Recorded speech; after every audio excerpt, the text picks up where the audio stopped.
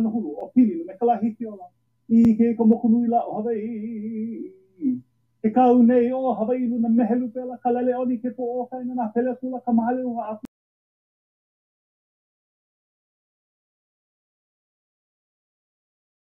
helu li mai te aloha aloha aloha Halawai Anai was composed by Isabella Haleala Kaidi Miller Deshe, mother of Helen Deshe Beamer. And the mele was taught to me by her great grandson, Mahi Beamer, one of my mentors in September of 2002. I share it with all of you today and wish you all the best. Habilino ke aloha me oko. Aloha. Naha is perhaps best known for our cultural education programming and workforce development trainings. Naha's courses are taught by respected, highly regarded practitioners of the topics they teach. Our Ola Hawaii curriculum and Train the Trainer process was developed by our founders, historian Dr. George Kanahele, and business and community leader, Senator Kenneth Brown. The rigorous certification process ensures high-quality instruction while leaving space for sensitive reflection on the topics of the day. Our target audience for our trainings have always been the visitor industry workforce, though we have discovered a much broader appetite for these topics as we moved into virtual platforms. We've had community members and visitors join us and add to the richness of these discussions. While we continue to serve our industry workforce, we are also exploring the best ways to reach beyond that. It will take all of us to shift the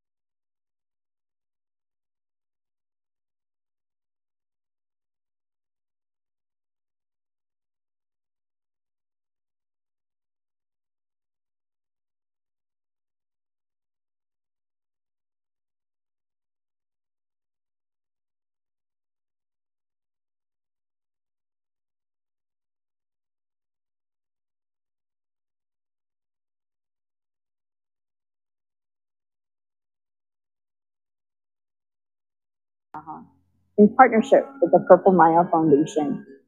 Cohort members needed to have Hawaii-based and have products that showcase Hawaii in a pono way, speaking to our collective desires towards regenerative tourism. This worked to grow opportunities for visitors to participate positively in our community and for community to contribute towards circular economy are all guided by the vision of our founders, the strategic plan of the Hawaii Tourism Authority, the priorities of community as expressed in the destination management action plans, Hawaii's sustainability goals,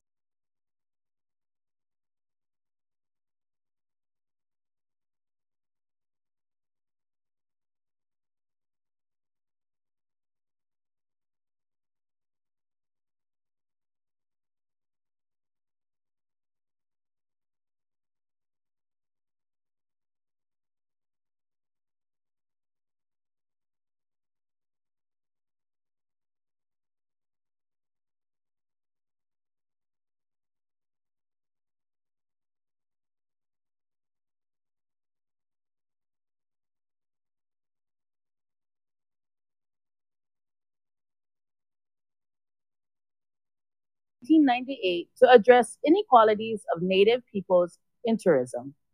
Although not included in the name of the organization, Ayanta's mission does include honoring the traditions and values of the Native Hawaiian people. I am proud to say that I am on the board of directors of Ayanta, representing the Hawaii region. NAHA will continue to participate and engage with Ayanta in ensuring the Native Hawaiian voice is also represented at the highest level, both in Hawaii and on the continent. Here to share how Native Hawaiian culture is represented in Native tourism on a national level is Sherry Rupert, President and CEO of Ayanta. Aloha and mahalo for the opportunity to express support for your 2022 Kahuna Annual Conference of the Native Hawaiian Hospitality Association from the American Indian Alaska Native Tourism Association, or Ayanta. Although some of you may know me, I wanted to take a minute to introduce myself. My name is Sherry Rupert, and I am Paiute and Washoe from Nevada. As the CEO of Ayanta, I want to express a warm congratulations for hosting another amazing conference this year. It is my understanding the conference will explore the nexus in Hawaii of community, culture, tourism, and sustainability. This conference and the work of NAHA is leading the way in building sustainable cultural tourism models that inspire the industry. Annually, Ayanta hosts tourism industry leaders, government agencies, cultural artisans, Native entrepreneurs, domestic and international tour operators, and other tourism industry professionals to talk tourism. We were honored to have participation by so many members and friends of NAHA in attendance. We were also honored to have John DeFries as a keynote speaker at our conference. We were inspired by his commitment to respect the symbiotic relationships that exist between community and culture, nature and commerce. His support for sustainable living, human rights, and Native intelligence is evident in his work and in his love for the people and land that is Hawaii. Cultural tourism practitioners in Hawaii, all of you gathering for the conference this year, are an inspiration and are leading the way for sustainable cultural tourism development. NAHA's participation at the national level through participation with Ayanta continues to nurture relationships within the industry. This work and engagement extends to Ayanta's leadership, with the Hawaiian region represented by Hi'ilani Shibata, as she currently serves on Ayanta's board of directors. The voice of Native Hawaiians is included in the initiatives that advance Native tourism efforts and best practices around the country. And although the impact of COVID-19 travel restrictions for Hawaii has been devastating to cultural tourism in the state, the approach to a regenerative tourism model is also presenting an opportunity to now reimagine what tourism will look like for Hawaii as we reemerge from the pandemic. As we begin to make the pivot to welcome our visitors back and re-engage our Indigenous communities, it is of critical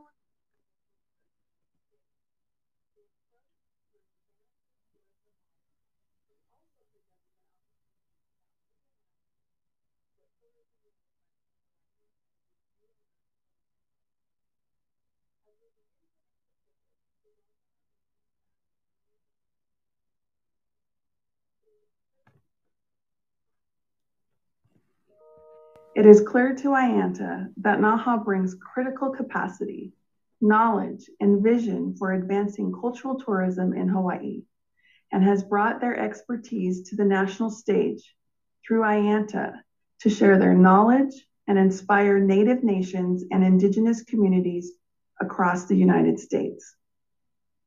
At Ayanta, we know it is critical that organizations like NAHA, who represent the Native peoples of their homelands and who have the experience and cultural lens from which to make the most informed decisions that affect these communities, be supported and represented nationally.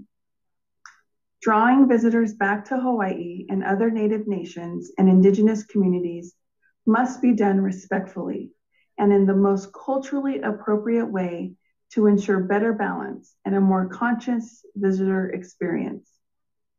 As the only national organization specifically dedicated to advancing cultural tourism in Native nations and Indigenous communities throughout the country, IANTA is proud to congratulate NAHA on its 4th annual Kahuna Conference. I have great hope for our collective futures and in cultural tourism development because of NAHA and other leaders in this field. As you continue to malama your homeland for this generation and the generations to come, know that IANTA will continue to offer our support as well. Mahalo. Mahalo to Sherry Rupert for sharing with us about the support that IANTA provides in advocating for the advancement of Native Hawaiian culture on a national level. In taking care of the place and the Native culture, it builds the foundations towards a healthy hospitality industry. Mahalo nui to all those who uplift their culture through authentic sharing as we see the travel industry as a vehicle to achieving peace around the world. Our next speaker has been with NAHA since the early years, serving as a board member and a community advocate, artist, and Native Hawaiian entrepreneur. She has been mentored by our co-founders, Dr. George Kanahele and Senator Kenny Brown, and knew them as the great advocates they were on all things Hawaiian, but also in the most human ways possible in their roles as teachers, friends, husbands, and fathers. Since the beginning, NAHA has endeavored to embody their memory and strives to continue the work they began nearly 25 years ago. Our co-founder, Dr. George Kanahele, shared mana'o about legendary and sacred spaces in his book entitled Ku Kanaka. Here he writes, no genealogical chant was possible without the mention of personal geography. No myth could be conceived without reference to a place of some kind. No family could have any standing in the community unless it had a place. No place of any significance, even the smallest, went without a name, and no history could have been made or preserved without reference, directly or indirectly, to a place. The reference to place had enormous meaning for our ancestors, and the act of stewarding the land brings with it a deep sense of kuleana, the longing for deeper understanding and connection with the land, and a reflection into the self regarding our role as Kanaka. Here to share about the perspectives of our founders, the importance of place, stewardship, and the actions of Ma'alama Aina is Maile Meyer, owner of Namea Hawaii.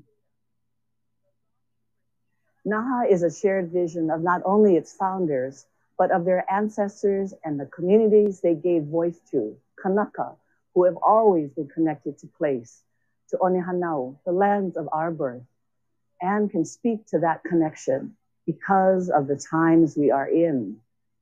Like breathing, it is only natural for people of place, Hawaiians, to malama, to care, protect, and learn again to be in intimate relationships with Aina, wind, rain, creatures, plants.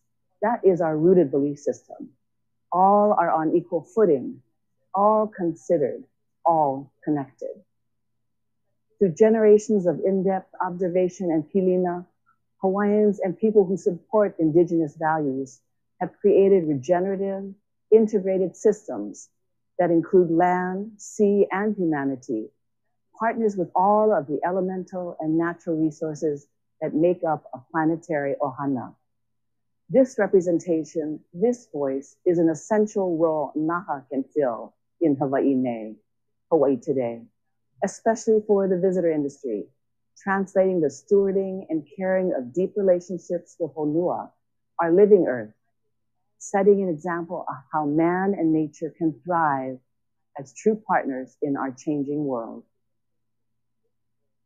Mahalo Maile Meyer for sharing about Malama being at the helm of everything we do, just as John DeFries shared with us yesterday.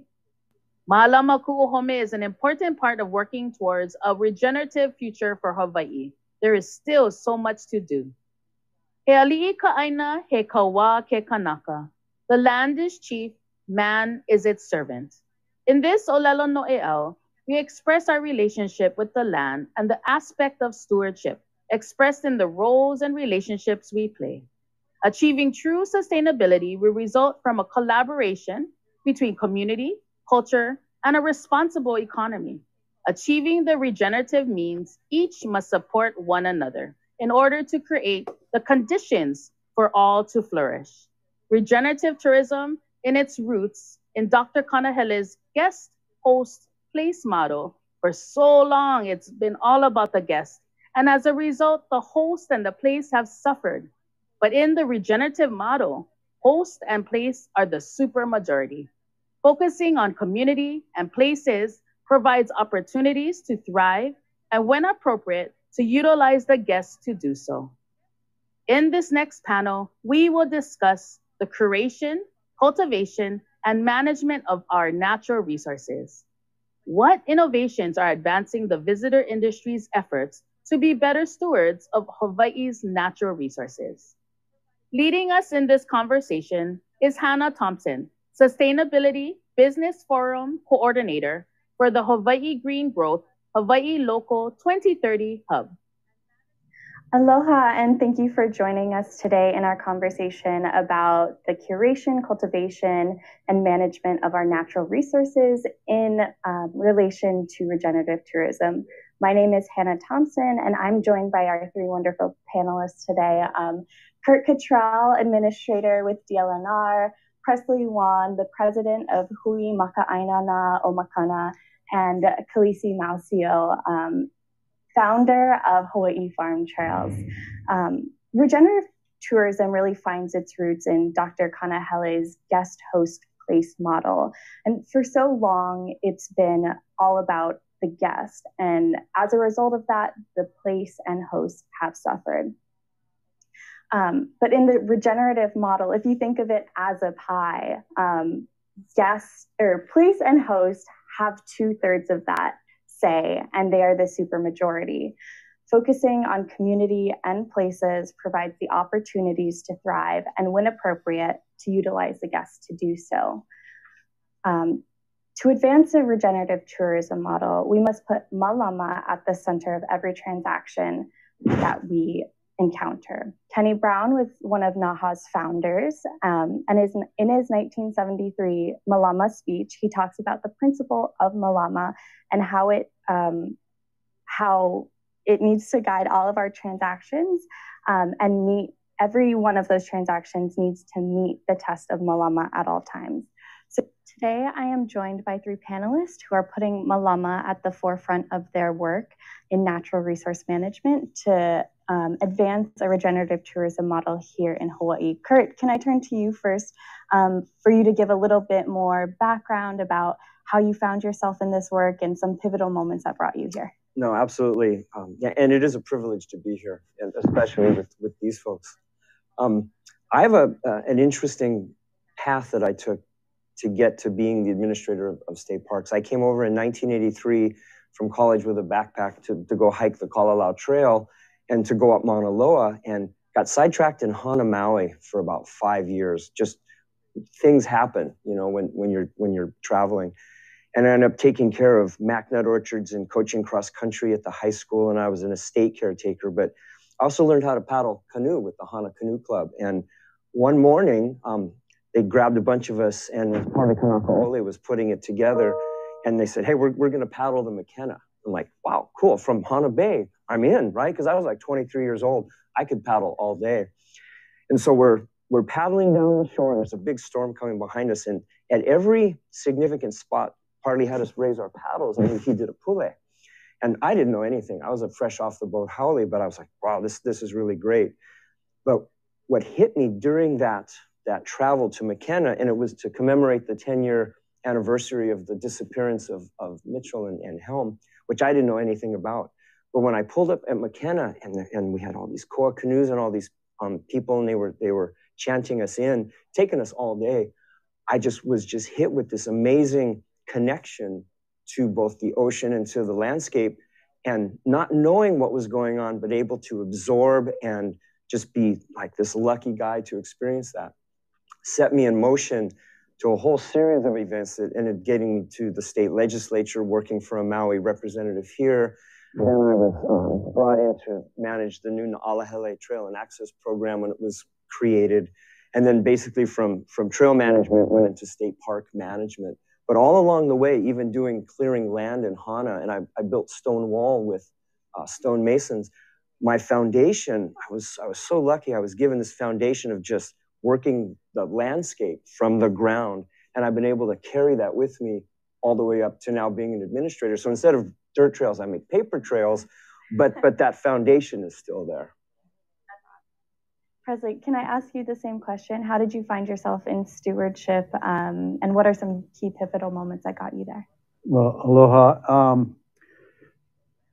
I am currently the president for Hui Makainana o Makana of Haena, Kauai.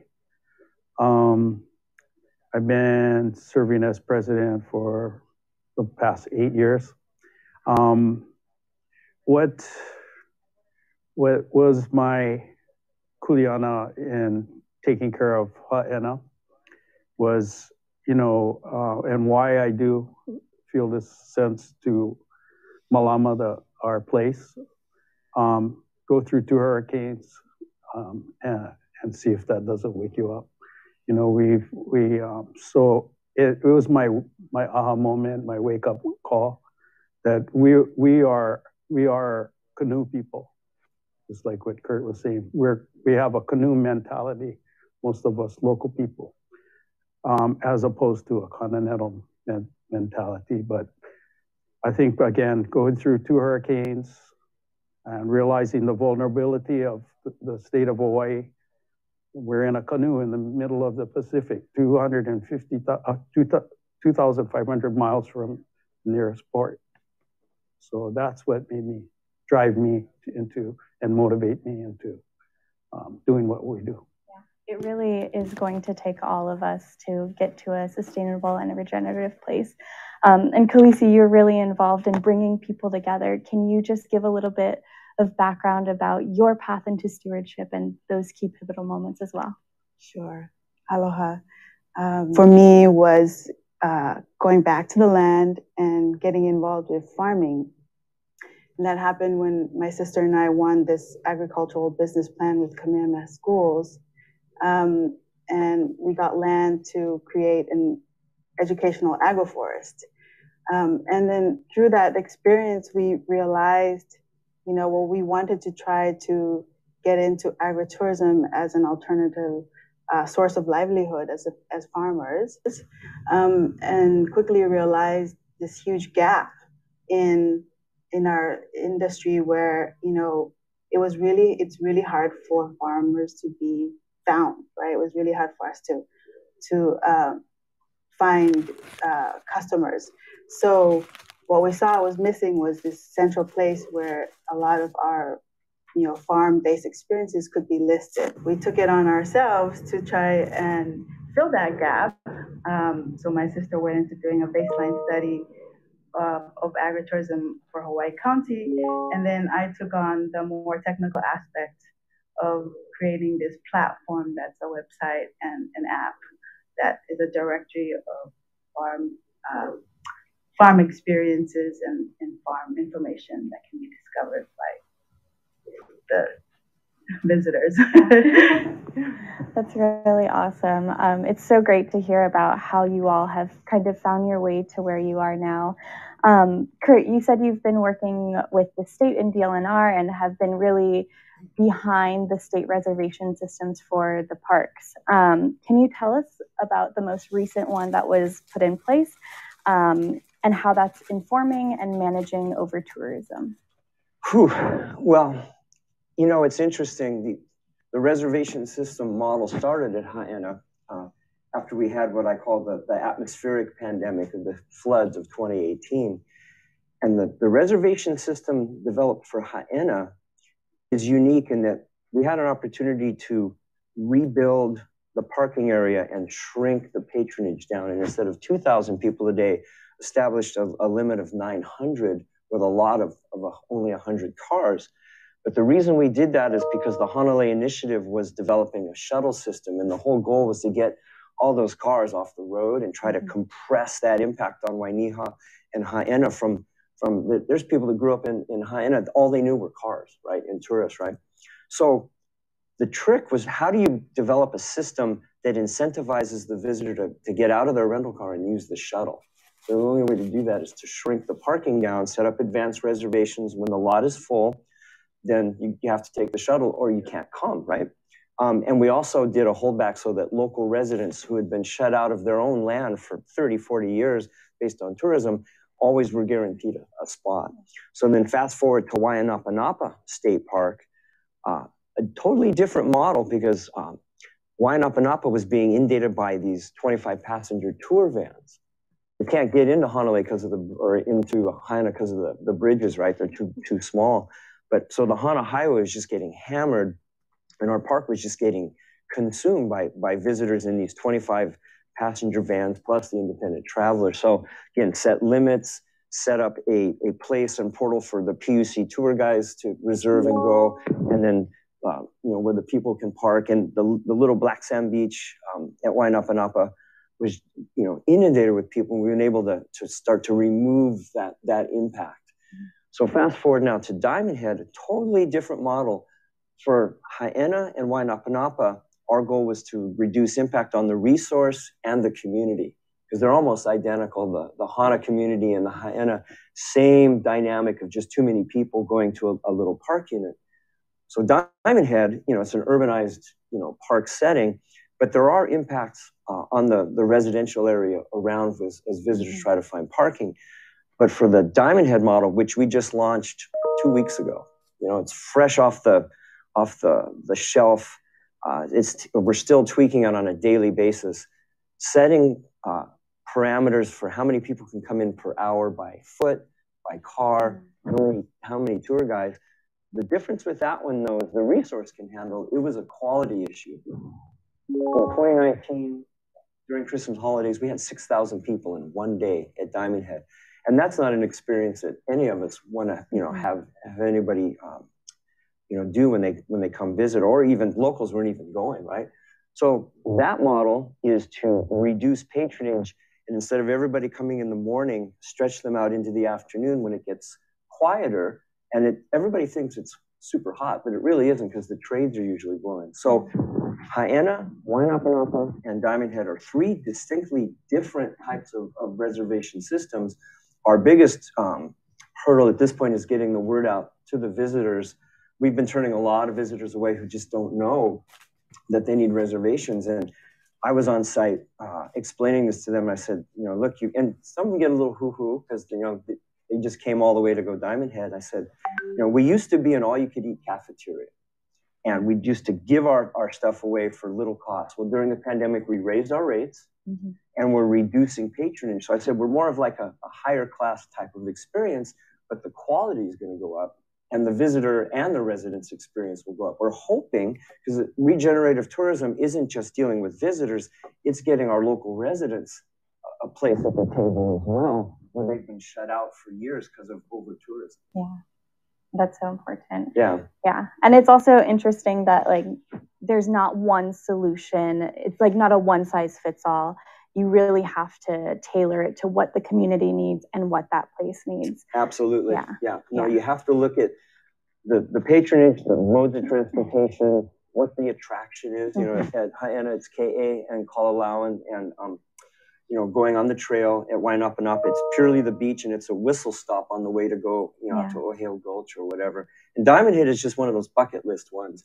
But we've calculated, we know how long it takes to hike and come back down. But each park requires a different method of how you approach it based on what you're trying to protect and enhance. Yeah. Well, Presley, you've seen tourism before and after at Huina. Can you tell us a little bit more about your relationship with that place and the tipping point for the community? I'm 73 years old, and in 1959, I was 10 years old, and it was one of my most memorable trips to Huina. This was what it was like. and there was nobody on the road. My cousins and I, we would have a family reunion every year, and almost every single year we'd have a family reunion. And my cousins and I, we had the run of the road, you know.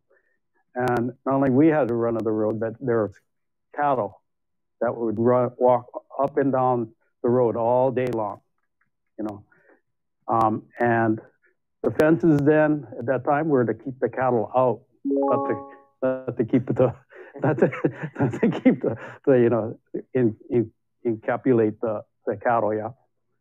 So that's some of the things. I'm a lineal descendant of Kalalau, Huina, and even Nihoa. We had that connection.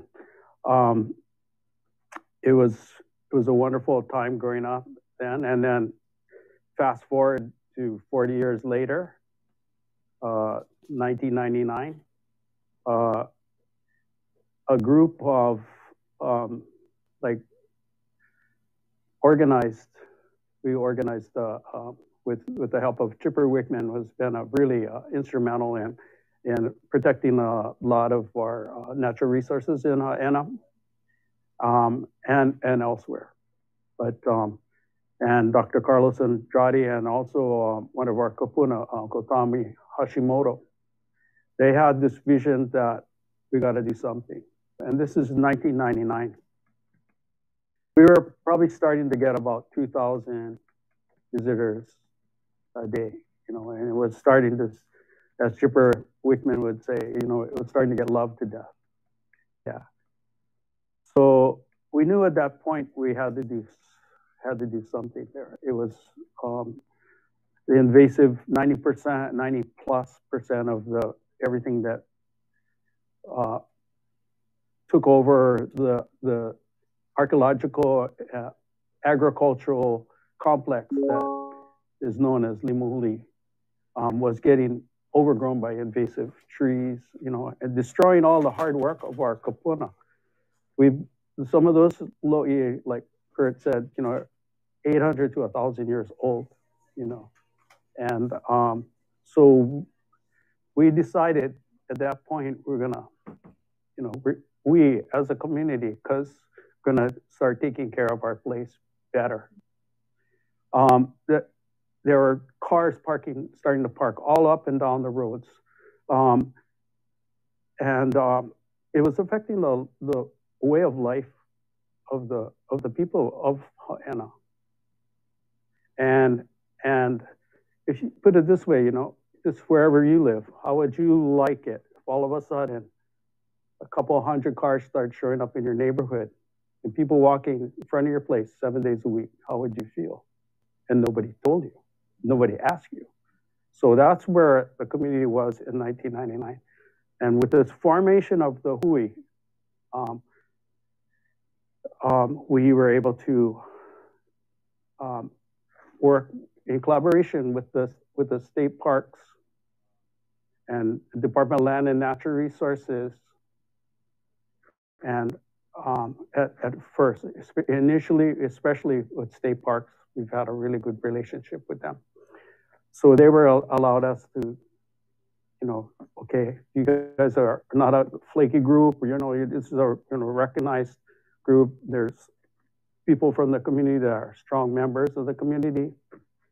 You know, we got recognized as a group, so they kind of turned us loose there in the Loi, so we were able to clear up that place. So, yeah, and it's so weird to say we allowed you, because I don't think it's our place to allow you.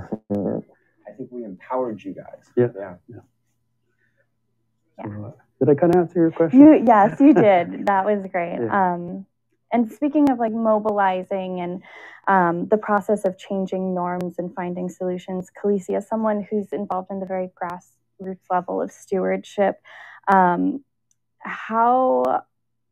what are some of the challenges that you face relating to changing laws and land policy for agritourism, and how do you advocate for this balance between the two? Sure. Well, I think, you know, in terms of stewardship, you know, farming and farmers, we're already by default stewards. You know, we're on the land and we're taking care of it. Some better than others, but definitely a lot better than the last 100 years of, you know, what's been happening with our sugarcane industry. But as an enterprise with Hawaii Farm Trails, you know, our mission, part of our mission is really to try to direct our visitors out to the farms as a way to take off the pressure on our natural and our cultural hotspots, like places like Huina, right? So to a place where, you know, they're set up to receive them and provide benefit, economic benefit to the farmers. At a policy level, I mean, there's a lot that needs to be changed when it comes to legislation about agritourism.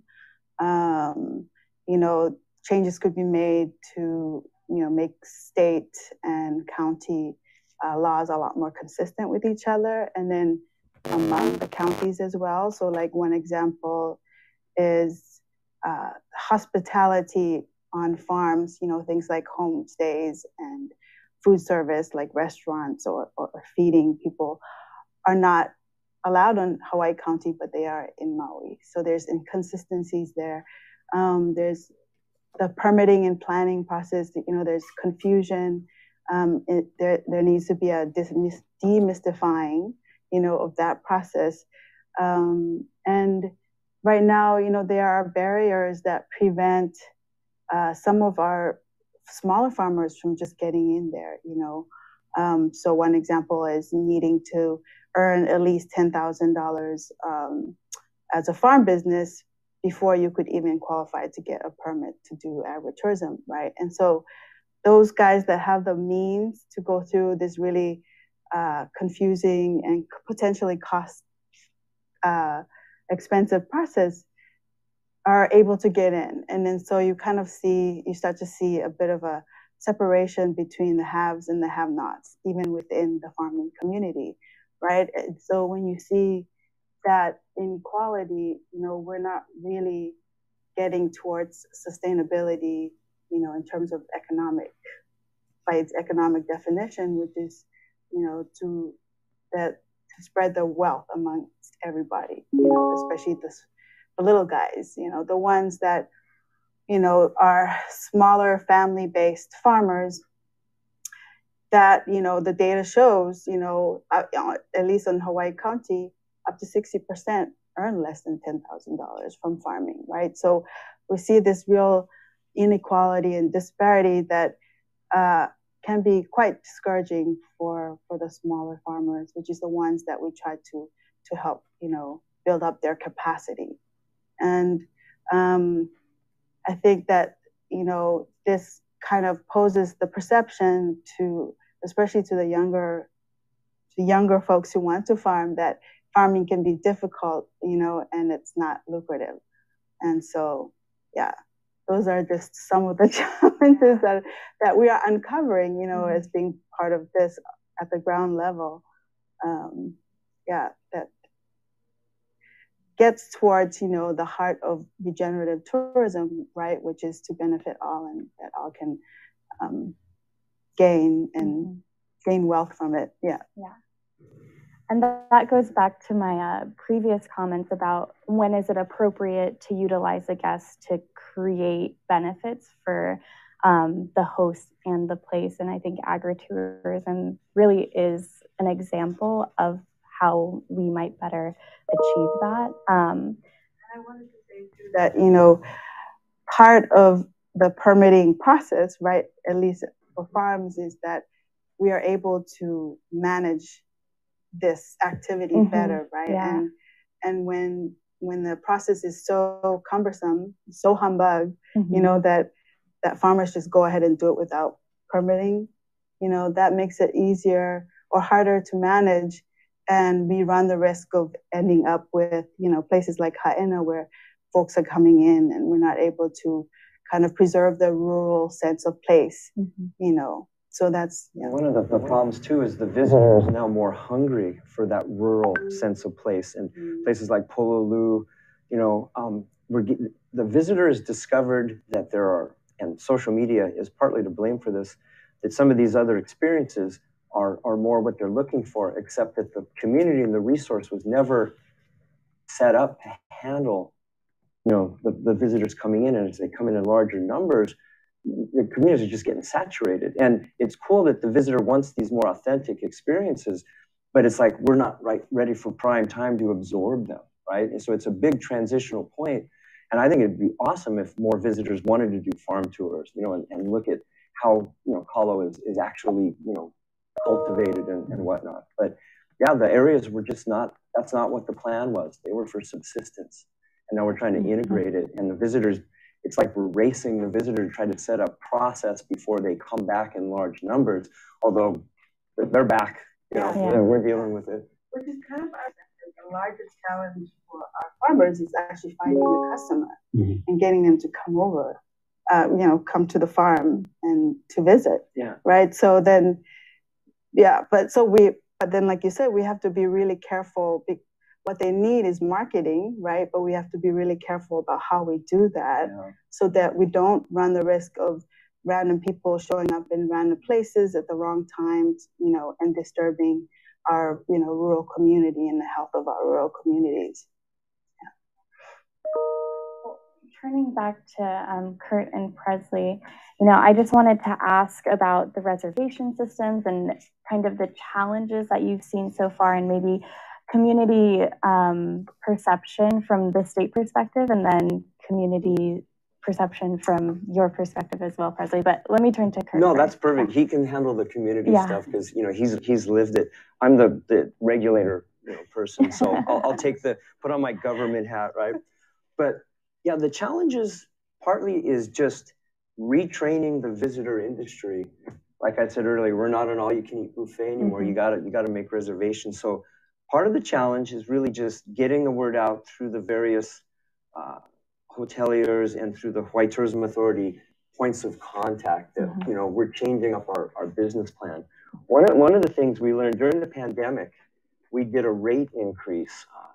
Our rates used to be super low. It was $1 to walk into a park and $5 to drive in, which was way below what, if you want to use market terminology, what municipal and national parks charge, like all over the United States. So we did a pivot during the pandemic, during that lull where like Diamond Head was closed for 9 months, and did a pretty robust rate increase to where now entry is $5 a person and parking is $10. It's still not a huge increase, but when you go from 1 to 5, going from 5 to 10, we're now generating some really good, serious operating income. And I do have to give a shout out to the legislature. This session, they just approved a new spending cap for us. With the money we're generating, we'll have about a $12 million budget just associated with fees that we brought in.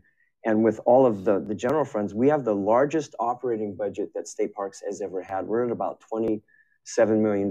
They gave us a whole bunch of new positions that we can fill and start to spread out on the landscape. Because part of our problem as the regulators, and this is a really, really key point, is the reservation system is only as good as the gatekeeper who checks the reservations, right? If we didn't have either staff, or in the case where we have the Hui, that we've transitioned now this management, which is a huge paradigm shift. Instead of a private sector parking company, the Hui is now managing the parking and entrance at Huina, which is total textbook regenerative tourism, because not only are they now helping us manage what was theirs to begin with, but they're collecting income, and you've employed how many people? Yeah, that's what we're doing with our revenue that we've made this last 2 years, made a quantum jump from a total grassroots organization with an operating budget of $3,000, which we got from two fundraisers at Waipa'a Foundation, the Taro Festival and the Mango Festival. $3,000, we're all happy. The rest of it came from our pocket for 15, almost 20 years, all from our pocket, our Hui members. And I think from a community standpoint and the feedback that we've been getting is exactly that, you know, is we're trying to regenerative tourism for us is taking that money that we're getting, the revenue and the parking, and recycling it back into employment. That was one of the main reasons why I personally got involved with the Hui, was to hopefully to create economic opportunities for our people down there. You know, we're a real isolated community. And so it was really important that, you know, with the shuttle system, especially, and Hanalei Initiative, which is another nonprofit group that is umbrellaed on us, but actually they're the drivers. Yeah. They have amazing... Literally, because they're driving the shuttle. Yeah. And they have all this data, you know, I mean, amazing data, how many people we're turning away, how many people are parking, you know, and basically we're keeping people off the road. They're not driving out there. The thing that we really want to push is having our visitors try and educate themselves when they come down there. Educate yourself about the geography. It's part of being a good visitor. Educate yourself about the places you're visiting. Understand the geographic makeup. Understanding the geological makeup, the cultural makeup, and it's part of being a good visitor, no matter where you go. So, and like Kurt was saying, you know, the paradigm is shifting. You're coming to our house. When you're coming to Huina, you're coming to our house. And we expect a certain, you know, when you come to my house, you can, you know, there's certain house rules that we want you to follow. But we welcome everybody. We're always talking to people when we're working in the Lo'i, and people jump off the boardwalk, you know, visitors, you know, jump off in the boardwalk and jump, oh, what are you guys doing? Can we go? You know, so that's kind of our, you know, getting the visitor involved, on a one-to-one basis. But so the feedback from the community has been really, really, really good, because got less cars off the road, less people visiting the park. You know, I mean, they could just got two things. You got to educate yourself when you come to visit. I think is part of being a good visitor, and you got to plan your vacations when you come, especially to Huina. You got to plan your vacations, and it's happening all over the world. It's nothing. It's not a Huina thing. It's not a you know, state parks thing. It's something that's happening all over the world. And people are, you know, countries, religious sites, you know, famous geological, you know, Monte Picchu, and you know, all the places, all these religious sites too. You know, they're all managing the numbers. So, over tourism it's not just here. Venice was dealing with this, as you said, Machu Picchu, and we're not doing anything that's that radically different from a global perspective, but it's new for us. And getting back to, from the state perspective as the regulator, the hardest part for us in setting up this type of system and as we move forward is, like I said, absent either us having staff or partners or a private sector company checking the front door as the bouncers, so to speak. It's been my experience, the visitors, when they're here, they will do what they want to do. And unless you're there to help guide them and ensure that they follow, you know, these new regulations, they're gonna do what they want to do. And so that's a key part, is you can set up technology, but you still need boots on the ground to ensure that everybody honors these regulations. A quick funny story about Huina Panapa. A celebrity who will go unnamed tried to get in without a reservation, and there's a set of like these 6 really tough Hana girls that were like, they're man in the front gate, right? And they're like, I'm sorry, you know, you don't have a reservation. And he's like, do you know who I am? And they go, yeah, you're the guy that doesn't have a reservation. So anyway, without saying his name, it was a titanic failure for him to get in to the park, and that's all I'm going to say. So, you know, everybody's trying to get a piece of, you know, the Lakain to get in. Yeah. Khaleesi, we've been talking about how the reservation system has been able to create a regenerative tourism model at Huina, and I was just wondering about some of the innovations that you are doing at Hawaii Farm Trails to advance that as well. Sure.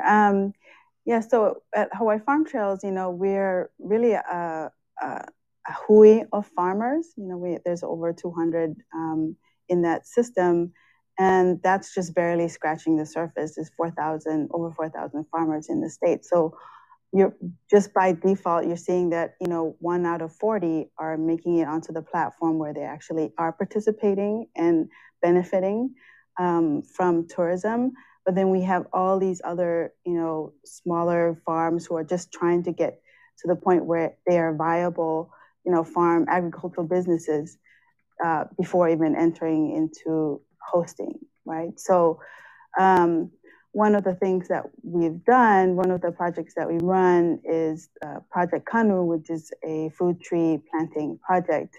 And what that really is meant to do is to leverage our tourism dollars and bring it down to the farmer level and help them with their establishment costs in terms of just production. So basically what it is, you know, a visitor or any individual or business can sponsor trees, food trees, and seedlings, and these go to the farmers for free, and it offsets their cost of just establishing, which is something we faced ourselves when we were establishing our Ulu agroforest. It was really expensive to get really great quality seedlings that's going to help us at a commercial level.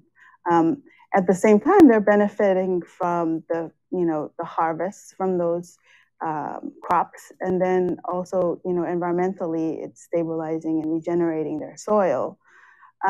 So it's regeneration, you know, at the farm level. And so we're really excited. We're, you know, looking to partner with what I call like the gatekeepers, you know, the ones that, you know, the transportation, the accommodation stakeholders that, you know, every visitor comes through, you know, and they kind of hold that ability to transfer some of these costs to the guests, you know, in a way that is efficient, that once they use our service, we're able to get that down directly to the farmer and help them establish their businesses, all without even having to have an on-farm experience. So we're able to scale and impact a lot more farm businesses that way, and then help and then also provide an experience for the visitor through education, right? And communicating the impact that their dollar can do, you know, can affect at the ground level with the farmers and helping with Hawaii's food security issues.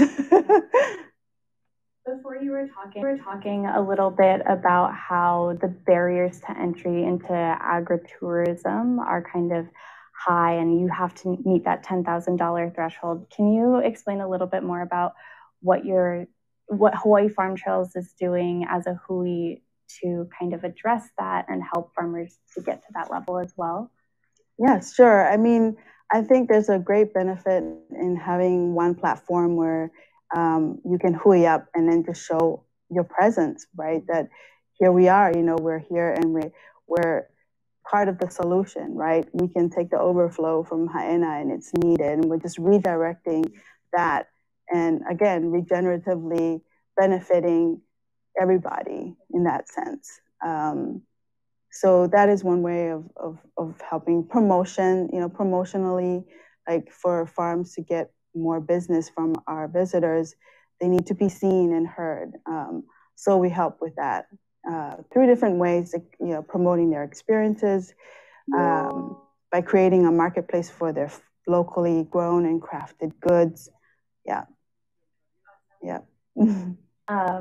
And I guess as we're wrapping up, I have one final question for you all. You know, sometimes transforming systems and landscape, especially in natural resource management, it seems slow. when it feels like that for you, what gives you hope and inspiration to keep on going? That's a great question. I'll use a canoe metaphor because that's been kind of our theme. So in my career, I spent about 31 years at DLNR. I started in middle school, by the way. No. And I feel like, particularly at state parks, I've been steering a canoe in really tough water. I've been short paddlers.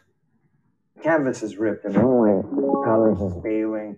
And as I'm steering, I'm watching the rigging come loose. So it's like I've been trying to re-rig the canoe and keep things going forward at the same time, while the spectators on the side are going, go faster, because they just don't see the Yaku and the Ama unraveling in terms of the metaphor of government, right? So what gives me hope, and like I was just saying, we are the least staffed state park system in the United States. Up until this year, we had 128 people total. That includes me at the desk, right? Alaska has 160, and then you go to places like Nebraska, and they have like 800 staffers, right?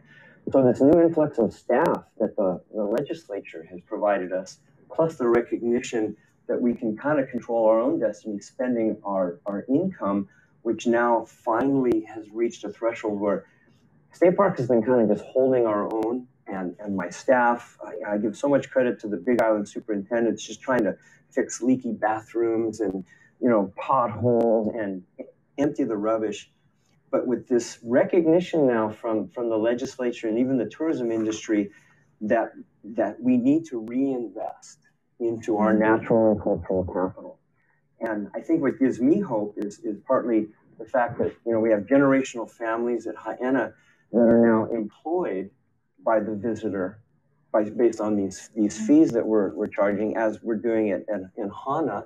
And we won't be able to do it at all of our state parks, but there's several other state parks come to mind, such as Kealakekua Bay, where we have Napopo lineal descendants there. We have Hoala Kealakekua as a fledgling organization way behind the Hui in terms of their capacity. But what gives me hope is there seems to be, rather than us just beefing with visitors, which I know happened when the gates opened up in 2021, but communities now stepping up and trying to work with us, knowing that government can't do it all, to help control our destiny. And, you know, what I was thinking, because I knew this question was coming, you know, I imagined like Diamond Head, where visitors are hiking up, and it's like wall-to-wall visitors, and we've now brought those numbers way down. And actually, they may be hiking up with residents too, and talking story. Yeah. You don't usually see that, right? It's usually just the residents go, I'm not going up there, it's too crowded. And I don't know if this has happened in Huina, but as we bring down the temperature of what the visitors do to us in our community and our natural and cultural resources, and maybe we start to mingle with them as we both recreate together. And so reduce the tension and find that balance between what the residents and the community needs, generate that super needed, you know, critical dollar to help fund this whole mechanism. But actually, instead of having tourism be this bane of our existence, we learn to enjoy each other because we're going to bring that temperature down and a truly regenerative. It's not just the resource; it's our attitudes. Yeah. And as you said, you know, there's rules when you come into the house, and we got to these systems we're developing help set up those rules better, rather than just the free for all, you know, that we're used to. And so it's a race. You know, I'm desperately trying to keep the canoe on course. We got new paddlers coming in. It looks promising. It looks really promising. Yeah, that's great. Presley, can I turn to you? Yeah, I think given what Kurt said, you know, and it's community managed areas are it's happening all over the world, and community-based management, natural resource management. I think given the constraints that Kurt has brought up, I think communities got to step up. That's the only, you know, happy community, happy life. I just made that up.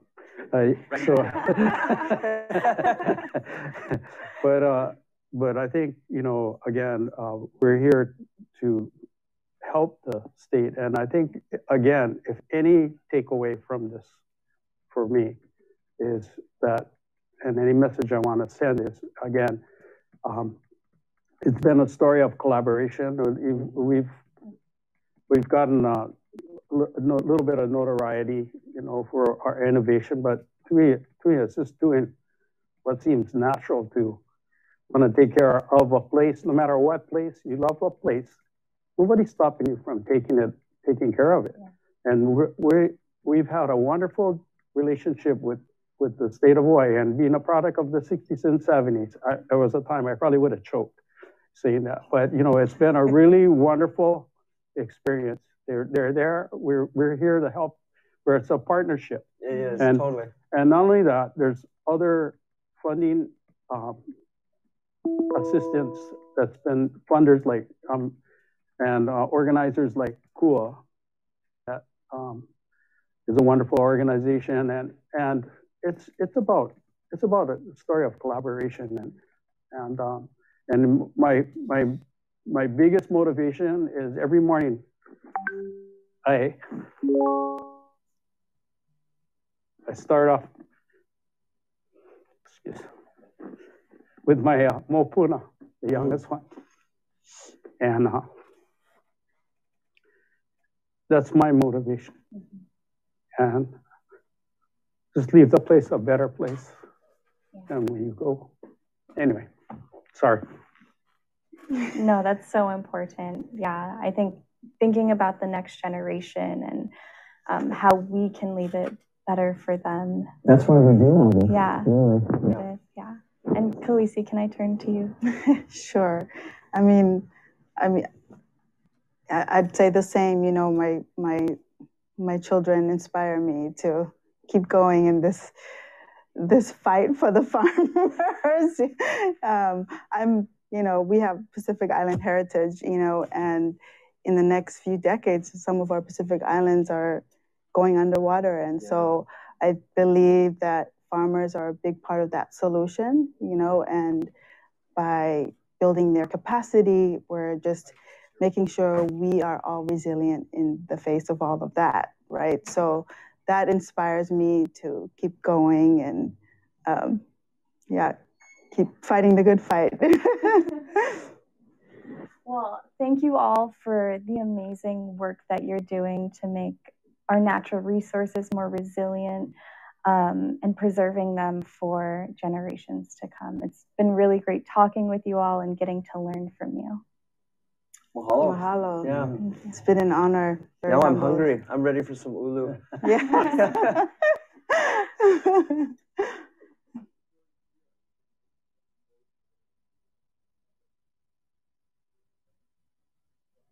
Joe here with you again for the live Q&A portion of Huina. And with me in the studio today is Malia Sanders, just like yesterday, and the moderator from that panel, Hannah Thompson from Hawaii Green Growth. Aloha, Hannah. Aloha. And then via Zoom, we also have our panelists, Kurt Cottrell, Presley Wan, and Khaleesi Mosio, who are joining us via Zoom as well. Aloha, you guys. Right on. So we've got a bunch of questions coming in. For those of you on Zoom, please know that you can enter your questions into the chat function, and then we will get them, load them up, and we're going to try and answer as many as possible within the next 15 minutes. But the first one, because there's been a bunch of questions and comments about it, is for you, Kurt. Nice to see you. People have been wondering what happens with the increase in revenue generated by the state parks. Do we reinvest in that specific state park? Does it go into a general fund? Or, you know, does it benefit those communities, or does it fall into like the bigger bank? Good question. We get asked that quite a bit. And I'll go quick because 15 minutes, that's tight. I know there's a lot of questions. The revenue we generate goes right back into our state park special fund to reinvest directly into our state park units. We don't set it up where each park that generates income, that money goes 100% back into that park, because we're a statewide system, and we have a lot of parks that will never be able to generate that kind of revenue for reinvestment. But being in the bottom 5 of funding in the United States for decades, We're just trying to catch up on all of our deferred maintenance. You know, there's a lot that needs to be fixed that we just haven't been able to get to. So quick answer, the money goes right back into the state park system. Certain parks more than others will see the benefit of the income based on what's breaking down more rapidly in terms of infrastructure and where the work needs to go. Right on. Thank you, Kurt, for that. Question number 2, we're going to go Khaleesi first, and then we'll go to Hannah. But it's really just sort of a broad question about agritourism. What is agritourism? Why is it unique? And how can we, you know, engage the farmer in changing the visitor experience?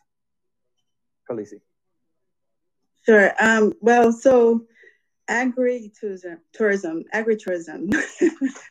not agrotourism, although we do have that too, according to Kurt.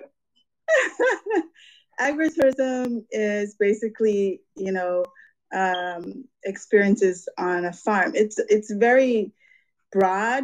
You know, I think the concept originated from Italy, where, you know, the wineries and all that happened, and so travel and staying at farms is a big component of it, right? So there's kind of 3 different sectors: is hospitality, which is the staying and the eating, the activities, and then transportation. So that encompasses agritourism as it relates to a farm. And I think, well, and then of course it's all like centered around food, you know, and I laugh because at our country market, we have this little badge by one of our farm to table partners that says, "Food is my love language."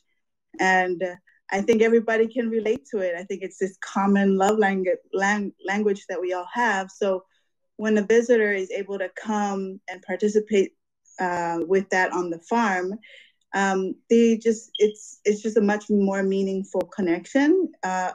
And through education, we are able to tell them the whole story about Hawaii as it relates to food, the culture of farming. So it can be very, very transformative at that level when you're on the farm and your hands are in it.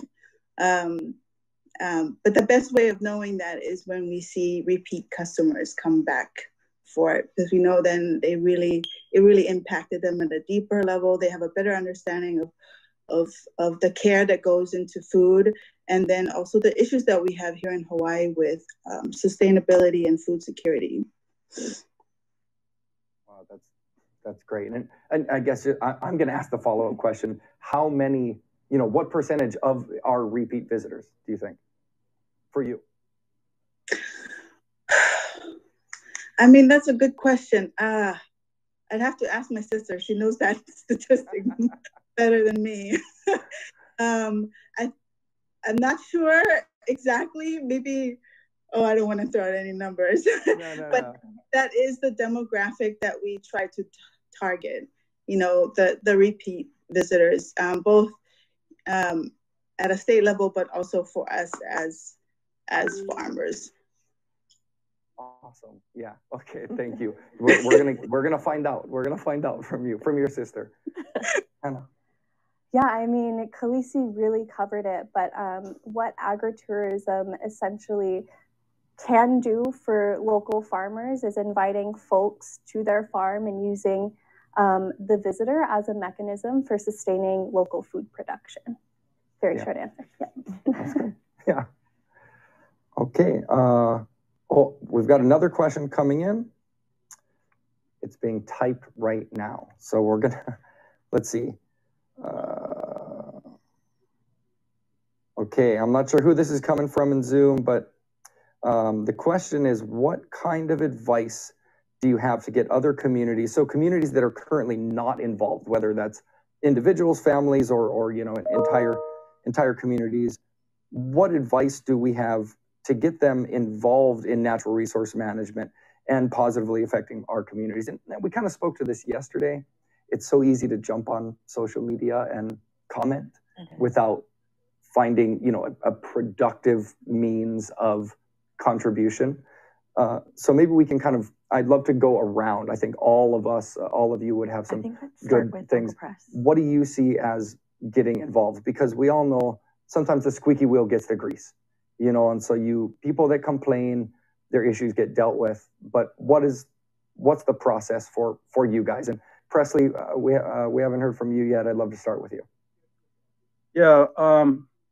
Well, the answer that comes to my mind, and one of the solutions is I was at my friend's house one day, and we were talking a serious subject, and over a couple of Frosties, and he said, you know, we were talking about, you know, some pretty heavy stuff, and he goes, you know, Presley, there's two kind of people in the world. There's the doers and the talkers. Who are you gonna be?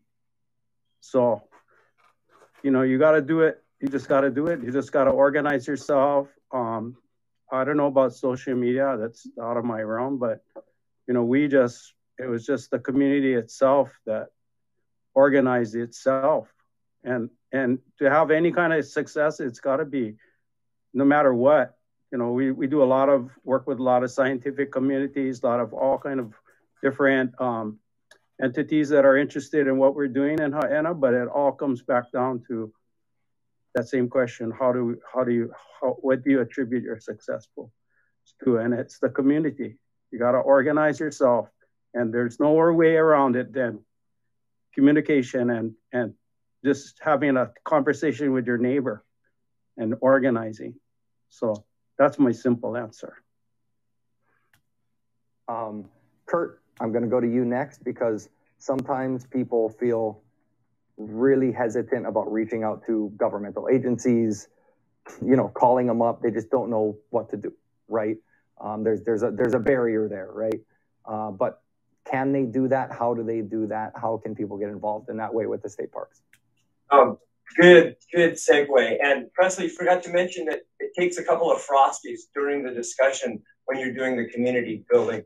But there's two ways, and I understand we're intimidating as government. People don't understand how to, you know, difference between state, county, and federal sometimes. But the quick answer for the Huina model, unfortunately, it requires a little bit of legal background creativity, like a 501c3. We can't just do any kind with a community group and where there's large sums of money. We have this fiduciary and legal responsibility. The community group has to form some kind of a legal entity, like they've done at Huina, where they redid their 501c3 bylaws to go from terolo'i, cultivation and restoration, to also visitor management, right? So that their nonprofit matches the mission. Now, we have about 30 curatorships throughout the state where people can just come and help us. And we always encourage community groups that want to go and help us restore the Aina or the feature or wherever that's in their community. That's easy. That's a 5-year agreement. We go to our land board, we bang it out. Insurance is usually involved, but those are the two pathways. Form a 501c3, incorporate, especially if money is going to move through the system. Then there has to be a good set of checks and balances. And then in regards to just stewardship, just approach us. You know, we're easy to get to at state parks.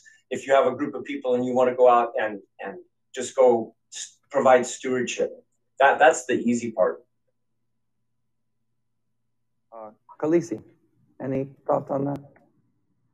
On how to be involved with? Yeah, how to be involved. I mean, obviously you are, but you know, if you don't have advice for other people, just, you know, how did you get involved? What was the spark? Oh, yeah. I mean, as a farmer, we're living it. You know, our challenges, I understand the challenges firsthand. Farming myself, I mean, like just being able to afford seedlings, being able to fence my farm, you know, there's these financial challenges that farmers have to face, and it's much more difficult to overcome when you're at a small scale level, which the majority of farms in Hawaii are. But, you know, I mean, like besides the need to market themselves, which is a really big need for farmers, it's really expensive to market yourself to the tourism industry. And so farmers, but also small businesses really suffer because they cannot like be on that bring themselves to the table like everybody else who's able to afford marketing themselves. But second to that is labor for the farmers. You know, they need that help because labor is one of the highest costs to generate food on the farm. And so the ability to have that agritourism that allows for farm stays, you know, this is also like a legislative challenge, can be super helpful. And so being involved in that way for just a layperson would be wonderful. And I think most farmers are welcoming of that.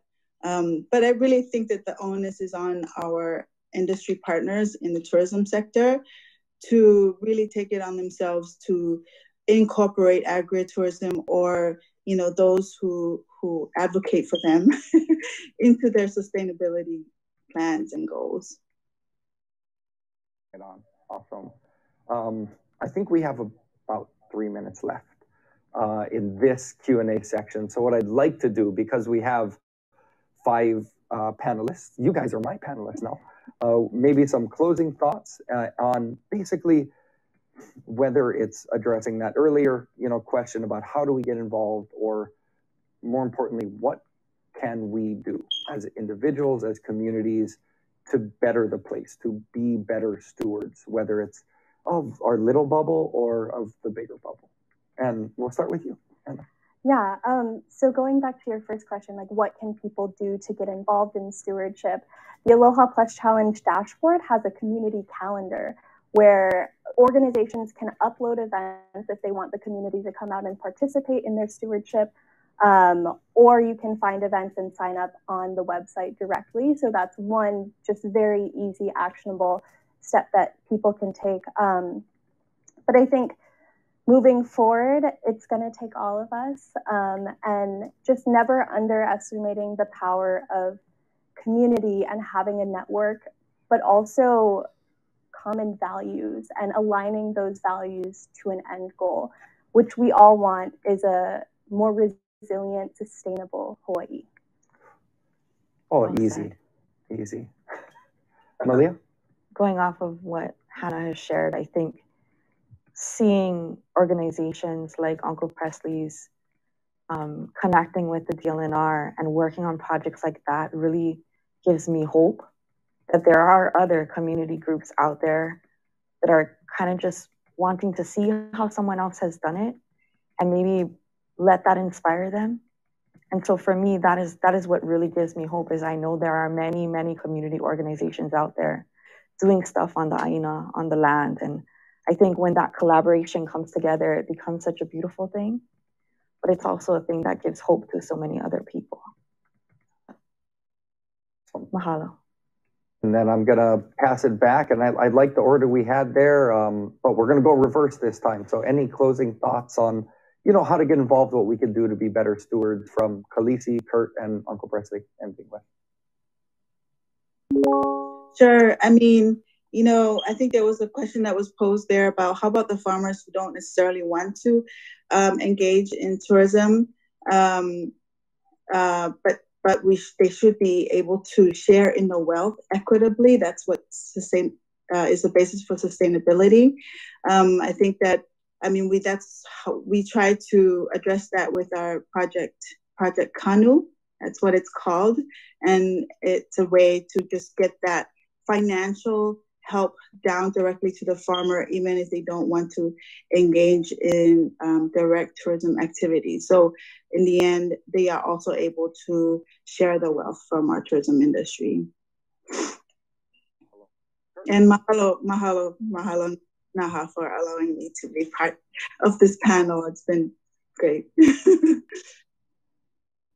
Yeah, aloha. I just wanted to touch a little bit on what Hannah had to say, where she mentioned like values, you know, and one of our main values as Kanaka Maole is ho'okipa. You know, we're welcoming people. We love everybody. And I'm on like yesterday, I was on working in the taro patch, and you know, inadvertently we have exchanges with people, visitors, And so, we're just, we're just welcoming people, and it's just a value that we were brought up with. And we as a Hui, we enjoy the exchanges with our visitors also. I don't want to give them a bad, any kind of a bad connotation, but I just want to thank you for allowing us to have this opportunity to tell a little bit about what we're doing in Huina. And I'd just like to make a shout out to Sue Kanoho, who's been also a representative, a strong advocate for tourism and responsible tourism here on Kauai. So mahalo for this opportunity. I just want to say thank you. Mahalo for, this has been a great discussion. It really does give me hope, learning about the Farm Trail Initiative. And we're engaged at state parks and at DLNR. It's not just us at parks. Division of Aquatic Resources needs help for the marine environment. Our Na'alahele program needs help for the trails, right? We can offer some opportunities at state parks, but keep in mind, it's not always about the money and the income. It's about putting back in. And I understand everybody has day jobs, so it's tough for the community, and we totally respect that. But this has been extraordinarily a big privilege, and I just want to thank you guys. Truly. Thank you, Khaleesi, Kurt, and Presley for jumping back on with us today. Of course, Hannah, thank you so much for being here. And I'm going to pass it back over to Hi'ilani Shibata for this next section. Mahalo, you guys. Mahalo nui to all of you for those great questions and for sharing your mana'o with us about the creative ways in which technology is being incorporated in managing tourism hotspots and showcasing community-led organizations who are engaged in Ma'alama Aina to offer examples of how community groups are helping the industry move towards more of a positive global existence. Our next speaker is Kalani Ka'ana'ana, Chief Brand Officer of the Hawaii Tourism Authority. His kuleana is to ensure that in the pursuit of regenerative tourism and in our message to the world, that our alo reflects the priorities, aspirations, and realities of our homeland, our velo. The investment in nurturing these priorities and aspirations are especially important to the needs of our communities as articulated in the Destination Management Action Plans. Aloha mai kākou, o wau na ho'i o Kalani Ka'ana'ana, o wau ka luna alo velo no ka Hawaii Tourism Authority. I'm Kalani Ka'ana'ana, Chief Brand Officer at the Hawaii Tourism Authority. Talking to you today from beautiful Waikiki. It's a pleasure. My role at HTA includes 4 pillars. The first is our natural resources, our aina, our kai, all of that good stuff. Our Native Hawaiian culture programs, community programs, and brand marketing programs. And really, how do I bring those 4 pillars together in a way that is cohesive and brings all of that energy and focus toward improving a couple of things. First and foremost, our quality of life as kama'aina in this place that we get to call home, its protection of our communities, and then also the experience that visitors have and what kind of experiences they're able to go see and do and how they go about that. And so really I'm excited about being able to bring the 4 pillars together in my work as the Chief Brand Officer at the Hawaii Tourism Authority. Today here at Kahuina, we hear from panels on a number of different subjects that range everything from Olelo Hawaii, our language of comfort in our home here in Hawaii, but also to our natural resources and other topics. And I'm so grateful to the Native Hawaiian Hospitality Association for bringing Kahuina together, bringing these conversations to the fore, and really giving us an opportunity to delve deeply into these important subjects. When I think about the vision that we have at the Hawaii Tourism Authority for regenerative tourism, it really is this idea of holistic destination management, that we no longer can focus on just the economic outcomes of tourism. We need to think about beyond that, holistically, all of the impacts on traffic, our natural environment, et cetera. And so we're excited to have these conversations today. You know, the conversation we just left around natural resource management and transitioning into this one about Olelo Hawaii is really a unique transition for me personally. How do we unlock a Hawaiian worldview? And that's Maka Olelo Hawaii. And through Hawaiian language, we're able to see the world and the issues before us in a different lens. And I think it's really important that we explore that indigenous viewpoint, both in our natural resource management, but also in broader tourism issues. So I'm really grateful to both panels for the talks today. Today at Huina, I think we have a collective call to action, and that call to action that's been discussed over and over and over again is Malama Hawaii and Malama Ku'uhome. How do we care for our beloved home, and what steps can we take as individuals to make this world a better place, and how do we care for one another? How do we care for our communities? How do we care for our natural resources, our Olelo Hawaii, of course? But actually, how do you then, as an individual, impact the businesses you're at and the roles that you're in, whatever industry it may be, whether you're in ground transportation or hospitality more generally. I think about insurance. I think about natural resource managers that are in the Kuahivi and that are doing this work up there. How do we all collectively think about Malama Hawaii? And how do we make that a part of all of the decisions we make, both at home, personally, and in work in our roles as leaders? So my call to action today to everyone here attending Huina is Malama Hawaii. Malama Hawaii, how do we do that? How do we make sure that we focus on investing in what makes Hawaii a unique place to live, call home, and to visit? Mahalo again to the Native Hawaiian Hospitality Association for bringing us together at Huina this year. And we're so grateful for the ongoing partnership of over 2 decades with NAHA and the HTA. From the bottom of my heart, I'd really like to thank each of you for attending today and making the time. We know everybody's busy. There are so many things going on, so much work to be done, but your presence here today is really what's going to help us collectively move together and to address these challenges in our communities. Mahalo everyone for joining us. Aloha. Mai ka piko ana o ka la I hae ai kona velona I lehua. Ola Hawaii, ka olelo makuahine o ka aina. From the rising of the sun in hae to where it sets in lehua, Hawaii thrives on the mother tongue of this aina, Olelo Hawaii. While we celebrate Mahina Olelo Hawaii every February, it is certainly not enough time to truly normalize the use of Olelo Hawaii in our communities, in our workplace, and beyond. However, within this challenge lies an opportunity. For the first time in Huina history, NAHA will be sharing a panel executed purely in Olelo Hawaii. For many in our audience, this may be the first time that they will continuously hear Olelo Hawaii spoken for more than just a few minutes. For NAHA, the resilience of our language is also intrinsically tied to its use in the visitor industry, and therefore, we have undertaken this panel in its purest form. Subtitles will be provided in English, and we will utilize technology to connect all of us together. Our language truly lives when we insist on speaking continuously and ask for your kokua to further our efforts towards the normalization of the Hawaiian language. For those who are not fluent, we encourage you to follow along in the conversation with us using the subtitles and hope that you will continue your education in Olelo Hawaii by checking out some of our fundamental language resources available on naha.com. In this panel, we will discuss how technology has accelerated efforts to grow the community of Hawaiian language speakers, including those within the visitor industry. We will discuss the utility of Hawaiian language today and how we continue to work on building a thriving network of Hawaiian language speakers to support our desires for Hawaiian language revitalization and normalization. We will be exploring in the conversation the nexus for practical application in the visitor industry and how language is being used on the world stage.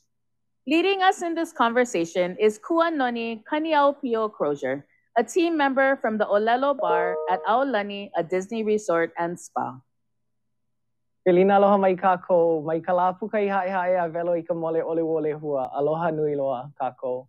Ua uno o Kuanoni Kaniaupio Crozier, he haumana Olelo Hawaii wau, mai ka punana leo, nā kula kaya puni a hiki hoi ke kula nui o Hawaii ma manoa, malalo ka malu o ka waihu e lani. I ke manawa hana wau ma ka hokele o Aulani, ma ka moku o hono uli uli, ma ka lumi o lelo. I keia la, e ia wau I helu moa nei I ka lai o ka uluniu.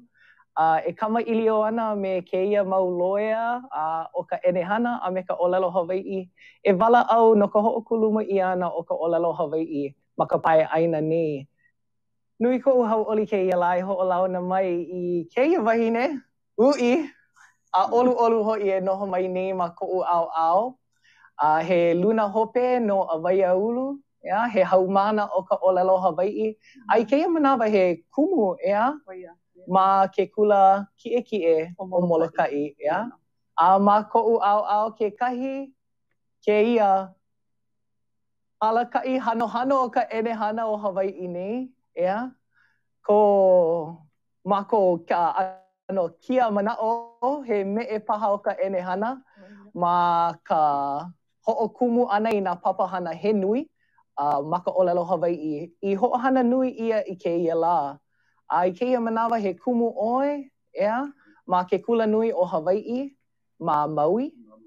Ai, ke kāko'o nei oi I ka IHM, yeah? Oia ho'i ka Institute of Hawaiian Music. Ka Institute of Hawaiian Music, yeah? Ano leila, mahalo nui a olua no ka hele ana mai I keia la. Nui ko'u hoi e kama ilio pū kākou no ka enehana a me ka ho'okuluma o lelo Hawai'i. Aloha. Mahalo ke kona ana mai. Mahalo ko olua hele ana mai keia la. O ke kumu nui o ko kākou hui ana I keia la, oia ho'i ka wala au ana no ka ho'okuluma I ana o ka olelo Hawai'i ma o ka ho'opuka ana o na ano enehana like ole. A ka mamua o ke kamaʻilio ana no ia ho'okuluma ana, mamake wau e kamaʻilio no ke a'o ana I ka olelo Hawai'i. Maopopo ia'u nui nā ala e a'apo I ka olelo Hawai'i I keia la.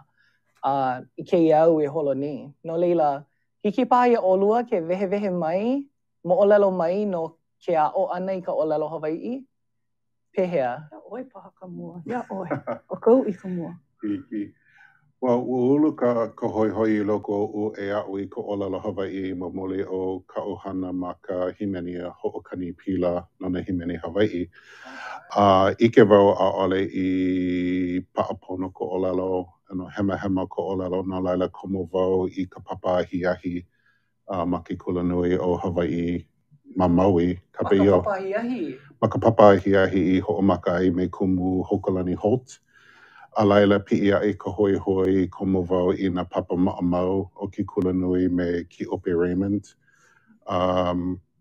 Hele ia na papa olelo Hawai'i e lua makahiki. A laila, wena e mākou ka ohana I Hilo a komo wau I nā papa ma ka mokuna ha'awina Hawai'i ma Hilo I a wā I kia manawa kapa I o ka hako ula o ke ele kolani. Ai, mamua loa ho I ke la, ia? Mamu, ai. O ka lilo, o ka ho'ano hou ia no ke nā kula pau, ia?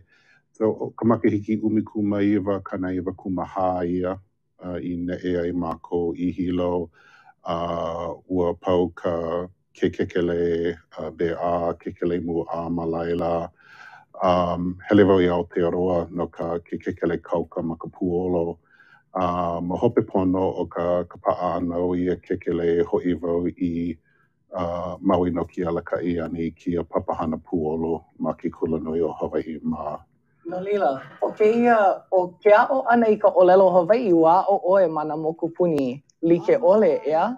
A ole ma ho'okahi wahi a ka hele oe I Maui, ia? I Hawai'i. I Maui mākou I noho ana I a wā. E lua wale no makahiki o ka olelo Hawai'i ma ke kula nui I a wā. A ole hiki ke a'o ho'okele ka I ike. No laila ua hapai I ka mana'o e hele I Manoa paha, e hele I Hilo. A ka mamoli o ku'u kama'aina I ko Hilo, o Kiki ka wai ai'a. Ua ne'e o ia mai Maui I Hilo no ka kialaka'i ana I ka papa kahua Vaiola.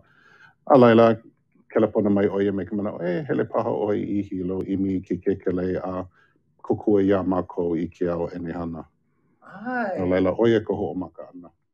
Oia hoi ka o maka ana. A hele oe I hilo a maleila oe I kokua ia lako e ho'omohala I kekahi mau mea Hawaii, ea? A pehea oe a oi ka olelo Hawaii? No, ua ho'okomo ka mau makua ia'u ma ka papa hana o ka punana leo. O ka upapa ka papa alaka'i ma Moloka'i. No leila ho'okumu ia ke la papa hana o ka punana leo Moloka'i? Oia, o mako ka papa mua ma leila. No leila ua ano like ho I kaua ea, hele kaua I ka punana leo. Oia no. A leila ke heaha paha ma hope pono. O ke kaia puni no, komo koke I ke kaia puni a I ka papa e ono. Ha'alele I ke kaia puni, pi'i ia e iuka ne'i I kapa alama, no ke kahi mo makahiki. Puka mai ke la kula mai komo koke I manoa. A malela wau I a'o malalo ka malu o ka waihuelani ke kahi. A komo I ka papahana o ka ho'okula iwi, ka imi ana I ka palapala a'o. E lilo I ka kumu, malalo o ka papahana ho'ona awao. A e wau I keia maula. A malela wau I hui ai me ka ukumu o Puakea Nobu Maia. Puakea Nobu Maia, ka mai kumu. Ai, o kaulana kona inoa, ua lava paha o Puakea. O ana kala Puakea paha ka o Puakea ua ike. O Puakea. Ua ike ia. Oia no eia wau malalo kona malu I kia maula no Awaiulu. No leila, he kumu mauloa oia no. Mai he mai keia I ini paha I loko o e a o I ka olelo Hawaii. Ia olua keia ni nau. Mai nā makua mai paha, mai ke nohi mai, ma ka punana, pai nui ia e komo I ke kula, a leila ma leila, ike wau I ka hoi o nā kupuna, nā makua I hiki ole ke kama I lio ma ka olelo Hawaii, a pai mau ia wau, e holomua, ho'omau ki ano hana, komo ke la ano ha'aheo I loko o o'u, ke la puna me oe, me nā haumana kai puni like ole ea, he ha'aheo a he kule ana ia, no kākou, e awamu pono e ano leila me he mea la. Oi paha ke kahi manao nui o keia panela. Oi hoi ke kule ana o ka ho'okuluma hou ia ana o ka olelo Hawaii. Oia no. Oiai, ua makana ia maila ke ia aloha a me ke ia ha'aheo no ka po'e olelo Hawaii. No ka olelo Hawaii a me ka ike Hawaii. A me ka ha'aheo I ka hana nui o ko kākou po'e kupuna I ka mālama ana I ka olelo Hawaii no kākou. A pehea ho'omana'o oi kekahi manawa I kupu maila ka ini loko o e holomua e ho'okā'oi paha I ka olelo Hawaii I kou wā o pio paha, kou wā makua. Ole ma ka wā o pio. Mai ia wāno a kahia male a hanau ia ka o kaikamahine. Ia wā well, he keke kane ka o kekahi a ole wau I hau'ole loa I ke ano o ka kona ho'ona awao ia ma ke kula ma'amau. A laila mamole o ke komo ana I ke la papa ma ke kula nui, ke la papa ahi. A laila noi ia wau e komo ma ke ano he kumu kokua ma ka punana leo. A laila ko o wā o pio o hoi punana leo. A ole wau ma Hawaii nei ia wā. A ka launa wau me ka po'e, ike wau I ke ano o ko lākou kupa'a. Ma hope o ka olelo Hawaii a ka ke kauka'i I ka hiki ke a'o I na keiki mau ko olelo Hawaii. A e mākaukau ana lākou no ko lākou wā makua ma hope aku. A pehea ua maha oi ke a'o ana ia manawa. O ke kokua ana aku ma ka punana leo. E lua wale no mahina o ka o ana ma ka papa a kono ia wau e hele a kokua. No laila ano ma ka'u. Ke la ano. Ke la ano paha ia maula. Ia mea like me ka'u mau makua. Aka ike wau, he mau keiki ke ia I na hema ka'u ho'opuka ani ko olelo I poina koke ia. Ai. A holo mua. Oia ke ano o ke keiki ia. Oia ke ano ke keiki. Holo mua lako a ohe o lako ma ka'u. A hea lako hopo I ka pololei a me ka pololei ole. A ole like me ka po'e makua ea. Ole lako I loiloi ana I ka pilina olelo. Ai. A ole lako nā helu I ka lala ni olelo a pau ea. A ka ma ke kahi ano no'o wau o ke kuluma o ka olelo. Aino ke kuluma o ka olelo Hawaii I ka makaukau. E lilo, e hoi hou I ke ano o ke keiki.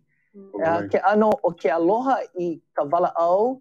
I ke kama ilio, hopo ole, ea. Ai, me ka hopo ole, ea.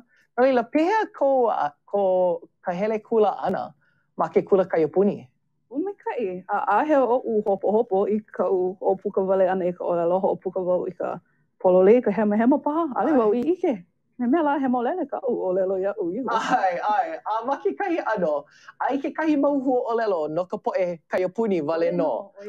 A he ale wau lohe I ka hopuna olelo o ki tuko ma waho aku o na hoa kaiapuni paha, ea? Ai, aka no'o wau o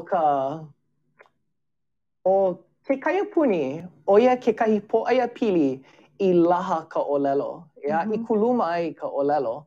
No leila, pehea I kuluma ai ka olelo I kou ola I keia manawa. O ia ke kahi ninau Hawaii. O e ninau paha I olua. Ia upaha. Ia o e no'o. He ninau nui. O ia maupopo ia u kuluma paha ma ka hele ana I ka hana ma ka ohana paha ke kahi, ia?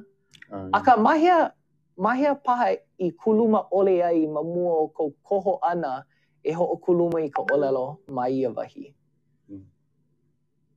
Ma ka ene hana paha? No ka mea, o ka ene hana, a'ole paha a'ole kama'aina paha kākou a pau I nā hua olelo me nā mana'o a pau ka ene hana. Yeah? Well, ma ku'u wā I ho'omaka ai I kia huaka'i. O mamua ke la wā, ua komo wau I ke au ene hana ho'omaka wau e a'u I ka haku polo kalamu ma ke kahi ano pai ha'a. Ho'okumu wau I ke kahi kikowaina lawe he kapaie I wahe computer bulletin board service. No ka hiki ke ho'una I ka leka I nā hoa ma ke kamipiula. A laila ma ka hiki ana aku I ka pai kula nui ho'omaka wau e wala'au me ka po'e ma ka papahana kaiapuni ma paia ma ka punana leo. Ho'okolohua wau me lākou I ka ho'ohana ana I ka olelo Hawaii ma ia ene hana. Ole hiki ke ho'ohana I ko kina me ke kahako no laila no I wau no ke kumu o ia pilikia. Imi I ka pane pehea la e ho'ohana ai I ia mau mea ma ke keleka ike. No laila oia ka ho'omaka loa ana o ko'u hoi I ke kumuhana pehea e ho'ohana ia ai. Ia wā a'ole I lohi ia kainoa internet. A'ole I loa. No laila ua ho'omaka ma kela pai o ka ho'okolohua. Me ka ninau, he aka waiwai o kia hana, pehea e koku ai kia ene hana I ka ho'ola hou ana I ko olelo Hawaii. No laila, ano ne'e li'i mākou holomua I ka hiki ke kiko ke pa'i I ko olelo Hawaii me ka maikai hiki ke ho'uni I ka leka wila. Oia ka ho'omaka ana, ke kukulu ana I na mea hana. Na kumu waiwai e pono ai. E ho'oholomua I ka hana. Polole. A ma leila mai, ho'u mana'o I kupu mai ai ke kahi mau ano polo kalamua ene hana Hawaii ea. O awaia ulu paha ke kahi. Ma ka no'o ana I ka mea I pono I ke kai ulu o lelo Hawaii. Hea ka mea I pono ia kākou, ia lākou paha. A pehea kākou e ho'omohala ai I ke kahi ene hana I hiki ke kāko'o aku I keia mauhana he nui. Oia ka pahu hopu nui, o ke kahi pahu hopu nui o Waiulu, oia no kela, ka loa koke ana mai o kela mau ike, I hiki ole ke hele a laha I keia mau wā. Ma muli o ka ho'olako ia paha, ho'olako ole ia paha o kia mau onai hana, au I hapu ai paha.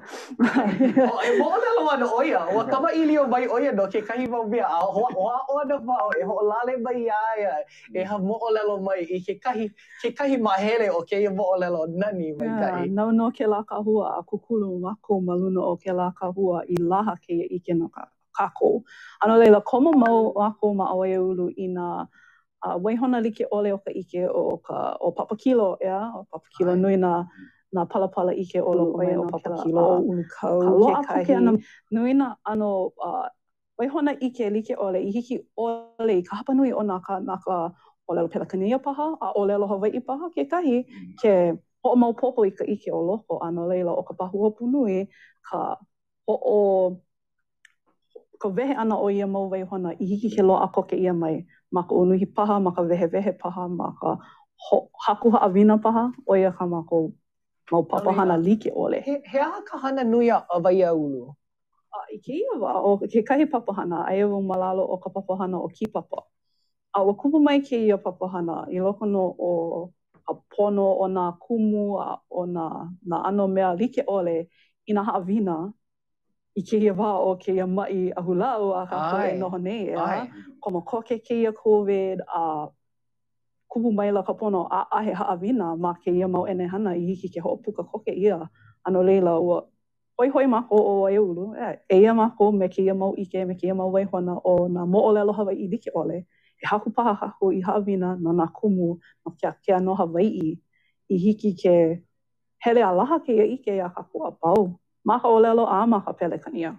Ai, a ma kekahi ano a ole pau ke a o ia a waia ulu, ea? Ho'omaka ana o a waia ulu e ho'okohu I keia mau ike a pau, I hiki ke haawi ia ma kana ia aku.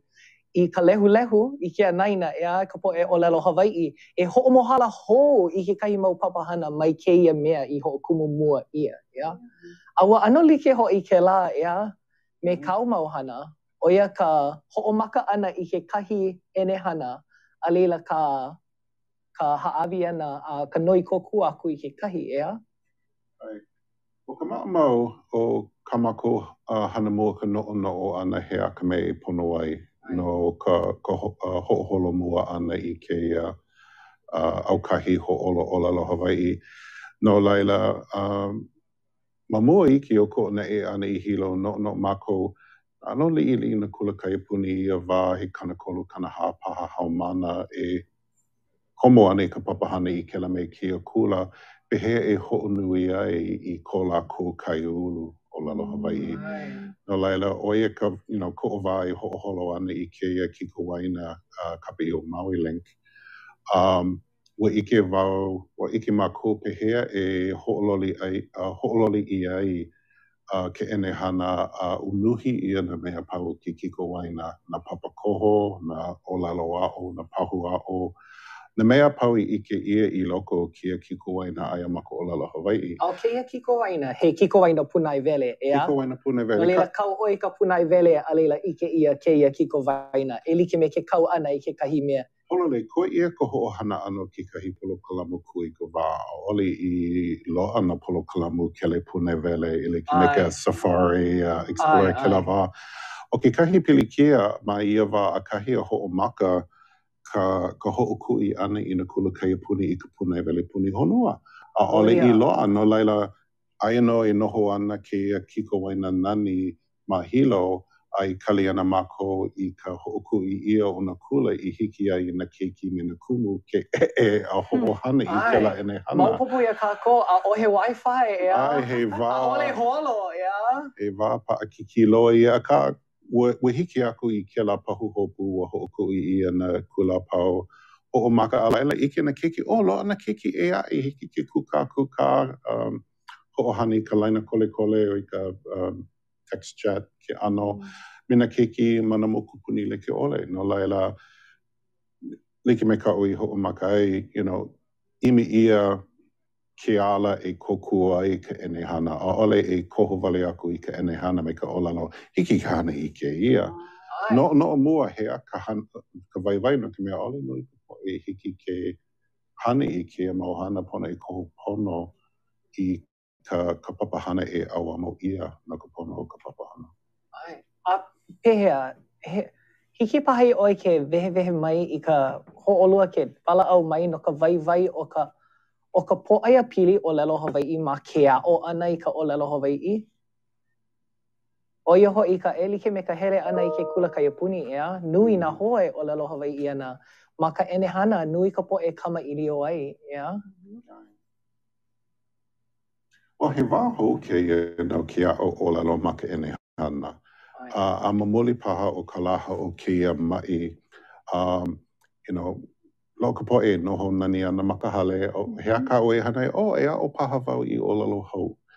No laila ho'omaka e puka mai kia mau ene hana hou e kako o ana I ka poe e make ana I na ano olalo like ole. No ua ho'omaka wau I kia o ani ko te reo Māori. Maka ho'omaka ana o keia wā. Kako o nui ia wau I ka ene hana I kukulu ia no ka pono o ka poe. Na ano ene hana I loa ole ma ko'u wā e ho'omaka ana nani ka hana. No laila, o ka mea nui ke hiki ke ho'opuka ia ko o lalo. A ma laila a ole no I like kai kaika o ka ene hana. Hiki ke kukua I ka helu helu, ka ho'olohe, ke kākau ana, a ka o ka ho'opuka ana I ko o lalo ke kuka pū ana me ke kahi. Aika I ka Zoom hiki ke hui me nā kānaka o lalo pū me la kou, a ka he ala wali no ke la, a ole he ene hana I kāko o ana I ke la. Ai, a ole maka helu wale no, ea?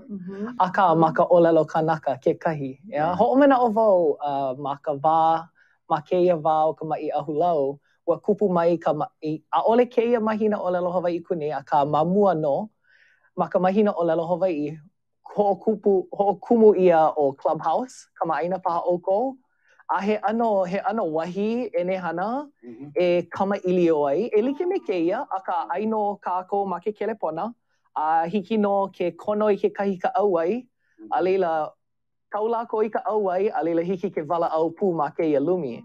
A nui na mea I ano wala au ia, a ka hoi no ka mea, a ole hoi ka poe a pau I nā mea a pau. O au hoi wau I ka mea ai, a oia ka uhana ea, hoi wau I ka mea ai, no leila kama ilio ana wau ma ka olelo Hawaii no ka mea ai. A o ke kai aku no ka hana hau ki paha, ea. No leila, mamake wau e kama ilio I ki paha kako no ka ho'okuluma ana I mea ai. Ka olelo Hawaii no ka hana hau ki paha, hiki paha ia oi ke kama ilio mai no kau pa'ani. Mamake wau e kama ilio I ki paha kako. Well, ua lohe wau a ole na e wau I ho'ohana I ke la pa'ani Wordle I puka mai I ke la makahiki aku nei. Ike wau he mana o ka Wordle maka olelo Māori. No laila ho'omaka wau I kape I o panga. Kama aina oi I ka Wordle. Ole, kana nane. O pela kako a pau I kama ili I kama aina I ka Wordle. A ole no Wordle ea, a ka no huli hua. Ole wau I pa'ani mua ia Wordle, a ka mamuli o ko'u ike ana I ke la kahana ke la kanaka ma'o te aroa I ka haku ana ia panga. Ia wā no ua lekawila mai o Noelani Arista ia'u. Iko o lalo ua ho'omakaukau ke kahi kanaka I kia pu'ulu code open source ke ano I hiki a ma'alahi ka ho'omakaukau ana I ke kahi pa'ani I ano like kona ano me Wordle. A hiki ke hana ia mana ano o lalo like ole. No ka mea he open source. He open source no laila. O ka open source, oia ka mea e ka ana like ia I me ka manuahi ea, ma waino na kanaka a pau. Kolole. No leila, ki I paha oi ke la kumu vai open source, a ho ano. Yeah, well, ki I wau I ke la, he kalana he ano o pu'u code. Ai. Nana ia, ano ma'alahi ke hiki paha ke hu'upuka ia ki kahi mana maka olelo Hawaii. Ai ia o ki kahi papa hu'olelo o na hu'olelo I loko na puke wehe like ole. Vai ia, ho'oka'ina I mua ia ma ka pine o ka ho'ohana ia o ka olelo mananu pepa. Ua no'o I ka ho'oka'ina ana. Ai, I ma'alahi na hu'olelo, ia ano laha kia hu'olelo laha kia. A laila I ka hala ano na la, na pule, na mahina. O maka I pa'akiki ki ka hu'olelo. Ua ma'alahi nā mea mua ka aua paha a leila ua pa'akiki meila ea. Oia no, ho'olale he pa'ani ea. A laila, vai hou ia ke la mau hu'olelo. A imi ia na hu'olelo I loa e 5 wale no huapala. A laila ho'omaka i ho'okolo hui ke ano ma'alahi ka hana no laila mai ke ki'i mua ana i kela pu'ulu code ai ka puka ana o ka huli hua ho'okahi pule me ka hapa paha ka lo'ihi. Ano wiki ho ia? Eleu, naka eleu. Miki. Well, mamuli o ka ho'omaka kau pono ia o kela code I hiki ma'alahi ka ho'olole ana, ka ho'opili kino ana I no huo'olalo no laila nui ko o mahalo I kela kanaka nane I ho'omaka kau. A ka o mamuli o kona ana open source I kia manawa ka ui hanai e noho laha na makapune vele I na makemake ki kahi kanaka e haku I mea ho no ka olelo ka moa, no ka olelo polopola hiki. Ama ke kahi ano o ka open source, oia ke kahi hana a kako e hana ana ma ke kai ulu o lelo Hawaii. Oia ke kahi ano hana a wai ulu ke kahi. Oia ka ho I ka ho'okohu ana ea I keia mau mea I hiki ke open source I aku. Ka ana like manuahi ea I keia mau ano polo kalamu ea e hiki ke ho'omohala hou ia ke kahi pa'ani paha, ke kahi ha'awina ea. Ua ike paha oe I ke kahi olohe paha oe I nā mo'olelo o ka hopena o keia ka ana like ana? I ke kahi mahina aku nei paha, ke kahi ua malama ia ke kahi mau halawai ma ka Zoom e kono ana I nā ano kanaka a pau e komo I kia papahana o ki papa. O mamua, hai mo'olelo paha wai oe no ka mana'o kupanaha. O ke kumu me kana pakana me nā makua. Kapa mako ma awai ulu I alawa o nā makua. Ka makua kane o puakea o ka makua hine o ana ke kau'i saidudua. Nā laua nā mana'o kupaia naha nā mana'o like ole a kupu maila ka mana'o a nā mako ho'oholo. No laila he ohana mako o awai ulu ma nā pai'aina like o ma nā mokupuni like ole o Hawaii. A pelapu no me Aotearoa ma ke kahi wā. Laila, ua kono ia mako a pau, koma ma kia papahana, ua hoi laua e a'o ia mako ka olelo, a me ka mo'olelo Hawaii. E ana ka mea, ke a'o wale ana I ka olelo, no, a hala paha ke kahi mau mahele o ka mo'olelo, me he mea la he hapa wale no paha ka ike au e ike mai e. Alo leila, noho pū, nā haumana, me nā kumu me nā makua o I kia mau ike like ole.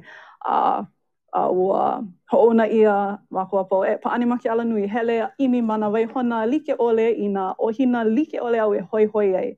No leila, kupu maila nā kumuhana like ole mai nā limahana like ole o nā wahi oe, o kaulia oe, o ka oihana wai, o lili'u o kalani, o ka lākaua ma kana kapu kana huaka'i, ka apuni o ka honua. Laila, hele lako a pau imi I nā mea like ole pili keia ike. Ho'omaka kako e, vai I nā ike o loko me ka waiwai. A laila, ike mako ma ia hui, he waiwai ke ia, ale no I laha. Pehea kako e ho'olaha ai. Pono paha ho'okumu ha'awina, pono paha ho'okumu palapala. Mea pa'ahana kako a pau ea I kia wā.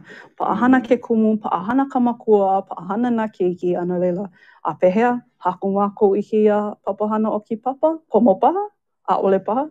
Ale mako nā haku ia, ha'awi wale ia I kia kea. Nā lako e koho I ke komo paha, a'ole paha. Ano leila, ho'e mai kia wā o ka ma'i ahulau, pono nā ha'awina. Pa'a ki ki. Ua makaukau maila. Ma ke kahi ano makaukau e nai, ale mako I no'o nui no ka pa'akiki o nā kumu. Ka e ana maluna o ka Zoom, ho'opihoi I kau mau haumana e ho'olohe ma nā hola lo'ihi o ke kula. Ke kaulona o ka no'o ka haumana. O ka pūnana, oia no. Ano leila, ua ma'o paha ko mau pa'ani au I haku ai, no'o hau, ho'opihoi I kia mau ha'awina o haku ia ke kahi mau pa'ani ho'opakele, ke la mau escape rooms no hoi. Nona kai apuni, a'o lako, o nā papahana e lua mua a mako I ho'opukai ma ki papa oia no ka la hoi ea, me ka la ku'oko'a, I hele a kama'aina kalahui, kea me ka honua paha I nā lā nui o ka hou. A ua holo pono, a ela ua ho'oholo nā makua, pela ka hou e holo muai. I ole ka hana nui ma mua. O ia no. Hiki mai ke la wā o ka make I keia mau mea, a ua loa no, ua lako ka hale. A no'o wau I kau, ea, ma ka ho'opuka ana I ke kinona hua, ea. I keia manawa, ea, ho'okumu I o huli hua. A ka I ole ke la mea mua no ulu kau paha, ea. O ka leo ki ka mea mua. Ka mea nui I ka ho'okolo hua ana, ka ho'opaa ana I keia mau enehana. A ka aole ia aole ia ka hopena no ka mea ho'olole ia na kinono hua a haku ia na papapihi a pono e ho'okomo ia I loko na enehana o ke la me kia kamipiula. No laila o kukahi pahu hopu nui o mākou ia wā ka ho'opaa ana I ke la ano I loko o na enehana a Apple I ho'opukai, a Microsoft ma, a Google ma, I hiki ke ku'ai I kamipiula ho a wale aku I ke kamipiula ma laila ka papapihi Hawaii. A ho'ololi ka hae, ea. Ho'ololi ka hae. Ho nene ei ka hae, Hawaii I luna. O ia. No laila, o ia. Huki ia la.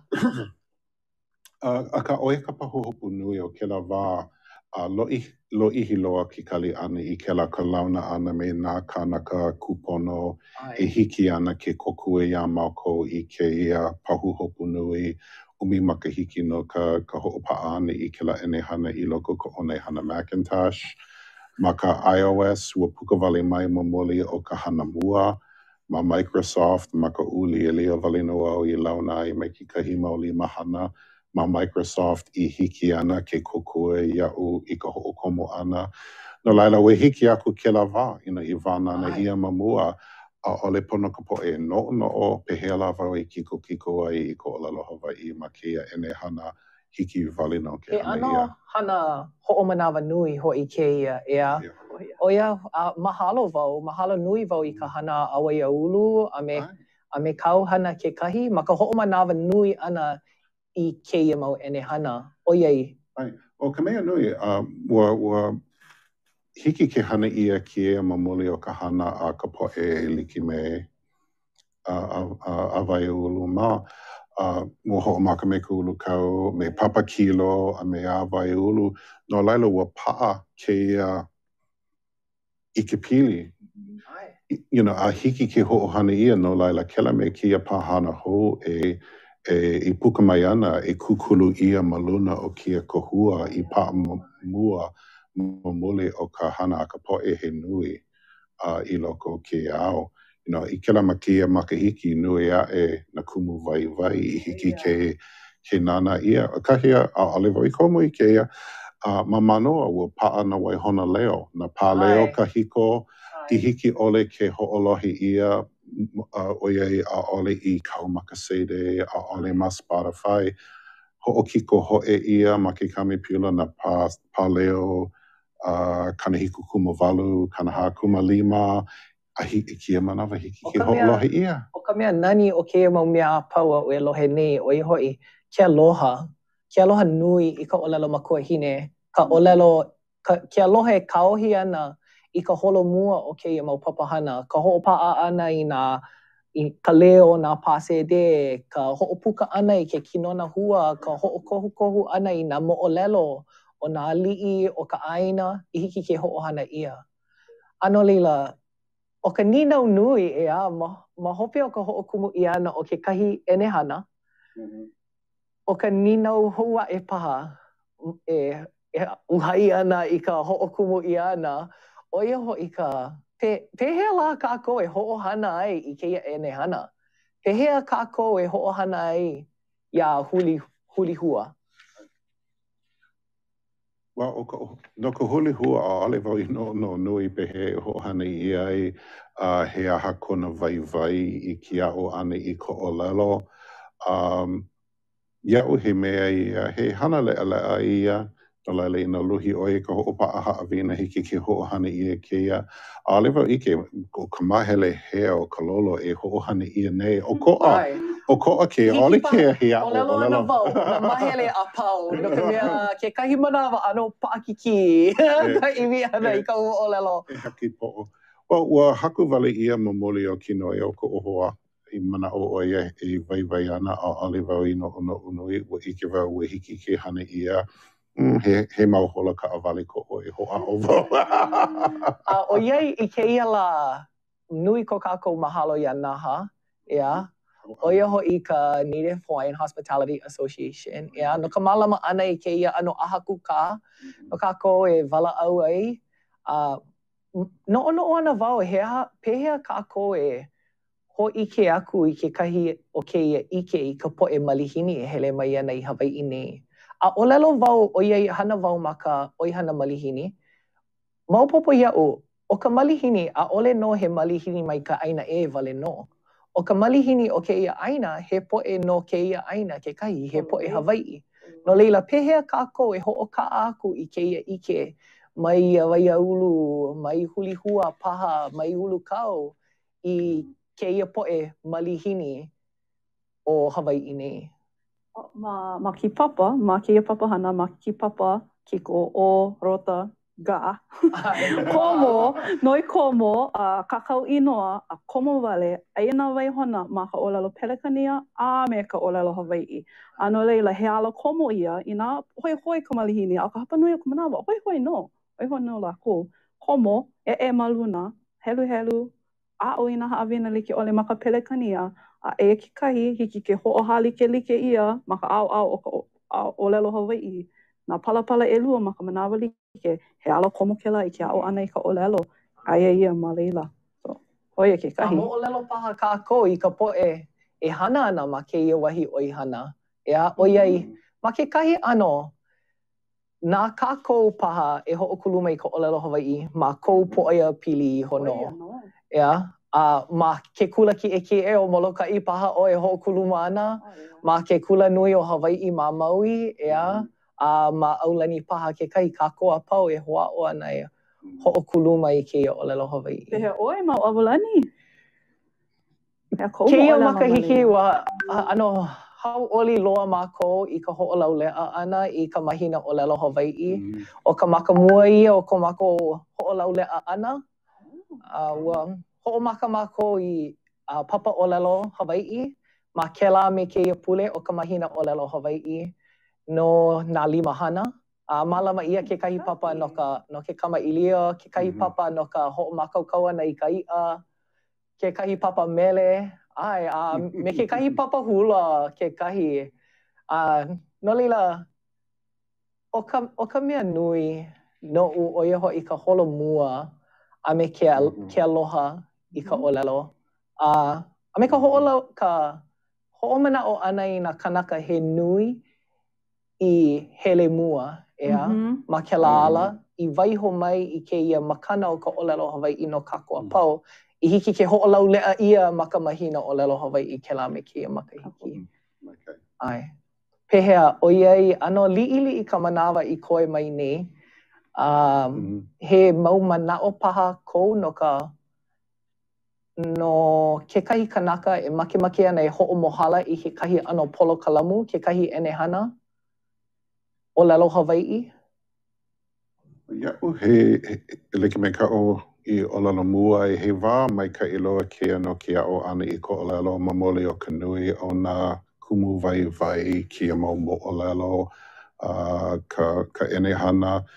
Ma ka pōʻaia pili o ka hoʻokipa malihini, manawa hiki ke hoʻoikaika ia ka hoʻohana ana I ko olelo I kia manawa kau ka poʻe malihini ma ka mokolele ma Kaliponi ma hele mai ana nā lākou I kikiʻi ʻoniʻoni maikaʻi pili ana I nā ka pilikia o ke komo ana I ke kai I nā ʻaʻole maikaʻi ke anila no ke a'o ana I ka nā holoholona ana I hala pohe nā manua pēlā aku. Pehea ka hako ana I polo kalamu e hoʻonaʻoao ana iā lākou I pili ana I kia mo mea. Ma ke ano he pa'ani no nā keiki ʻaʻole lākou nohonani ana nana I ka wiki o I ho'omākaukau ia. A ka ina aia ke la maki ke la pona I hiki ke pa'ani a o I pili ani I kia mo mea. O ka mea nui ia'u ma kia pua ia pili o ka olelo ke ala I ka ike pono ana ia Hawaii. Ai. Ka nā inoa wahi, nā inoa makani, nā inoa kai, nā ua. Ho'ike ia ke ano o Hawaii I loko o ka olelo. Oia ke ala mai kai. Oia ka'u o ha'i wau I ka po'e ma ka wā ia o I wau I ka olelo Hawaii. Ua ho'omaka wau I ike I ka honua ma ke kahi ano o ko'a. He ano mai kai. Ua hulihia. Yeah. Ulole mamuli nana ia na mea pau ma ke kai ano o ko'a. A ole lava paha ka wā e noho ana lako no kia o piha ana ka ina ano hemo iki ka I puka no ka ike ana I ke ano oia I o Hawaii I loko o kana o lalo. Ai. Okay. A ma leila noa ike ia I ka vaivai, yeah? Ka vaivai o ka olelo Hawaii, o ka vaivai o keia aina I ka olelo Hawaii. Yeah? Pehea? Pehea ko mana'o? He mau mana'o paha ko? He mana'o paha. Ka mea e holomua I ka pono o ka lāhui, ai ka mea e holomua I ka pono o nā malihini. Like ho'i me ka kumu I olelo ai no ho'opili nana I keia wahi nei a'o I ka mo'olelo o ka pono o ka lāhui, ike I ka mo'olelo ike I keia ano ike a nā kupuna I waiho ma la'e no mākou. A no leila, ka pono o ka Hawaii o ka pono no ia o ka malihini. Ai, pololei no ho'i oi. Aka, he aha kou mana'o no ka pono o ka lāhui? Ma ka lilo ana he pono no ka po'e malihini kekahi. Ma ka aina, ma ka malama ana I ka aina, o ia kekahi mea ano ahu wale mai ia'u, o ka pono o ka lāhui aino I ke aloha o ka aina. Yeah. He mea, he aloha aina, yeah. Ai. He ninau paha ke la no ka panela e hiki mai ana. Aka maupopo ia'u, ua pane paha lākou I ke la ninau no ka mea. He ninau nui ke la. Aka ai like ho'i wau, yeah. Ai like mai kau I ho'opuka e o ka nui o ka po'e I komo I keia hana ua komo momoli o ki aloha. Nā lākou I ka wā I hiki mai ana a ole ka nui hana I kia mau mea no ko lākou pono I hono a ka no'o lākou I na keiki na mo'opuna I hiki mai ana ai ho'omākaukau ia kiao ene hana kekahi no ka ho'ohana pono ia e ia mau hanauna I hiki mai ana. E ala ma'a ia o ka mākou makua. A mamua ho'i ke kāhua. Oia. Mamake wau e hapai aku I ka leo mahalo ia olua no ka hele ana mai I keia lā. A me ke kama I leo kuka. Walohe wau I nā mo'olelo he nui pili ka ene hana keia lā. Wa ano, poha ka lai ea. Me ka hau'oli a me ka hoi hou I ka ene hana o keia wā e hiki mai ana. A me nā mea e kupu ana mai awai ulu ke kahi. Mahalo ia ka o kou mau hana. Mahalo kākou. No leila e kumu ka lei. Mahalo nui ia oi. E kumu ke ola danahi. Mahalo ia oi ke kahi. Ai, mahalo ho'i ia naha ka Native Hawaiian Hospitality Association no ka malama ana I keia panela nei. Aloha nui loa kākou a malama pono. Yeah? Ahui ho. Ahui ho. Ooh, nui kahaoli. That was awesome. Well, mahalo, welcome back. If you have been here with us for the entire day, you know that this is the live Q&A portion. I'm Kainoa Horkajo again, and sitting next to me is the moderator from that panel, Kuanoni Kaniopio Crozier, aloha brother, aloha. And Malia Sanders, of course. And then on Zoom, we have my brother from Maui, Keola Donahue, and Kalei Kava'a Roberts. We got, aloha. Nice to see you guys. Ui, aloha. Aloha mai. Aloha. Good, and normally we have about 15 minutes for Q&A, but I think we're going to stretch them this time because we had some real good stuff in that panel. Now I'm gonna a couple things right here. I want to give a shout out to OEV TV for everyone that was watching that panel that does not Olelo Hawaii, and you saw those amazing subtitles. That was done by our amazing OEV TV crew and the staff over there. But you will not get those subtitles when they Olelo Hawaii during this live Q&A. So, you know, just Maupopo understand that there's going to be a little bit of back and forth, but there will be no live closed captioning in this, okay? We're going to jump right into stuff. And Keola, I got a question for you first. There was a bunch of conversation in that panel about technology, which was amazing. And you are so humble in talking about coding and the things that you do. And Kunoni was constantly trying to feed you to talk more about it. And you always deflected as the amazing Kumu that you are. But as we are doing this on technology and in the media, we want to talk first about how do we elevate and broaden and expand the reach of Olelo Hawaii on live media, TV, and these sort of outlets. And I'm going to start with you, Keola, and then we can go around the room, whoever else has comments. Well, I think one big thing is to get our keiki engaged with the technology and, you know, have them help move this forward. You know, I recall from my daughter's generation, you know, she went to Punanaleo Ohilo and then Navahio Kalanio Pu'u. You know, the kids were really engaged in the technology, but as users, and they still are to some degree. You know, they love their games and their social media things. But not many that I know of personally have moved into the realm of learning how to code, learning how to create these instruments. And there are some groups that are doing it. Purple is one group with that kind of focus. But, you know, how do you engage them? You know, I have a 5-year-old grandson, and I bought him this little robot training kit, you know, just to teach them the fundamentals of learning how to create a program. So, you know, and having the skills in both sides is important. You know, when I went to UH Hilo in 1994, really my goal was to dual major in Hawaiian studies and in computer science.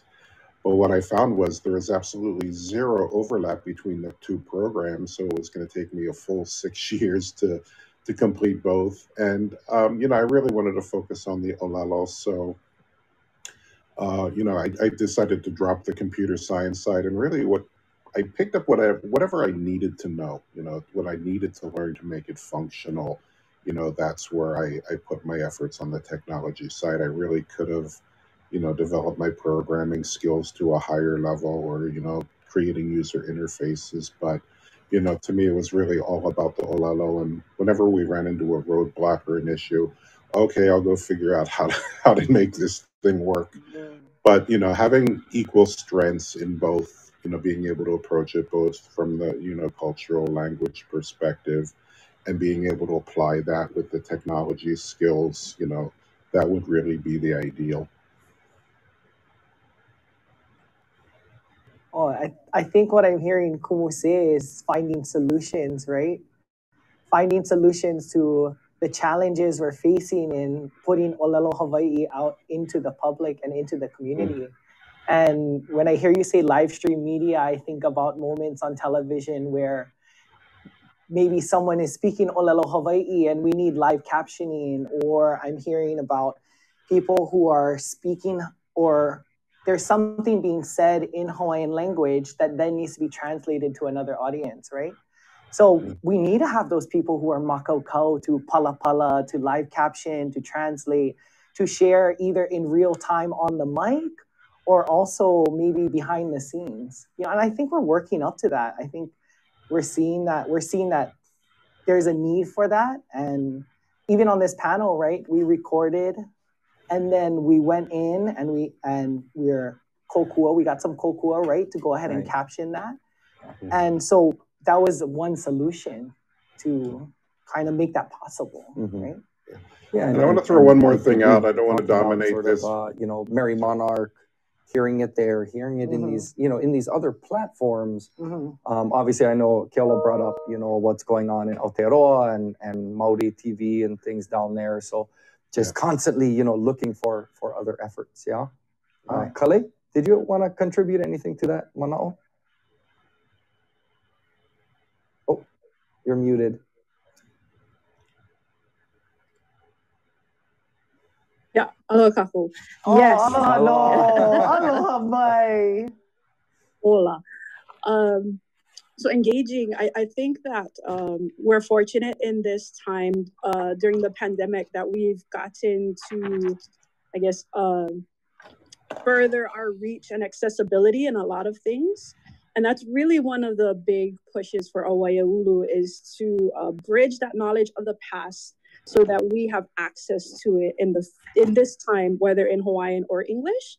And so that we have access to so many resources and so many repositories, but really making that accessibility for people to use, that's a goal that we all need to work towards, right? Making it easier for us all to take that first step into Olelo and really jump off from there. So, and I think that's what we try to do in Awaiaulu, is try to make these stories, our history, ours again, regain that power and empower people to know our history, really.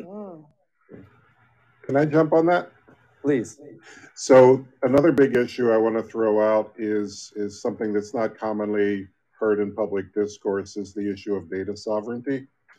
And there are some incredible people working on that. There's a gentleman in Aotearoa, Keone Mahelona, who is with Tehiku Media. They're doing some amazing things. But in Hawaii, also Oivi Parker Jones, folks like that. But, controlling the access to indigenous knowledge and ways, there's a blatant example of this on the mainland that's being discussed heavily right now, where there's this company of non-natives who had been collecting, knowledge of, was it Dakota language? I forget which Native American language it was. For years, they've been getting grant money and all this, and now they're trying to sell the data back to the tribe, which is, absolutely absurd. So I think we have to be cautious about how, a lot of this data is being used and being, maybe it's being transformed in a way where it becomes copyrightable, and then, we lose that control over it. But Keone is one, he's very a strong advocate of, he appreciates what we had done with Microsoft and Apple, saying we need to be able to create these technologies ourselves and not be dependent on people who can, perhaps later take those creations based on indigenous knowledge and monetize it at the expense of those from whom the language comes. Mahalo for that. We're going to move on to question 2. There was a lot of discussion in the chat room, and I think this is probably really good for a lot of the people listening about, how do they get involved? What's that first step? If, especially if they aren't in Hawaii, and we probably have a lot of people who aren't necessarily in the islands. There's not a Hawaiian language class. There are digital examples of that as well, but there is a lot of other language learning tools out there, like Duolingo. And Tony, in the Zoom, asked the question, Maka'olelo Hawaii. So I will ask it as well, and then I think we can have Kale perhaps answer the question first, or go. We'll see who wants to go. The question from Tony was, "E mea make paha o Duolingo e a'o ika o lelo Hawaii." So basically, is Duolingo, do you see it as a favorable thing? Preferable way to start learning Olelo Hawaii. And I think that was answered a little bit, but in the panel. But we'd love to enlarge that discussion. My streak is always being broken, so.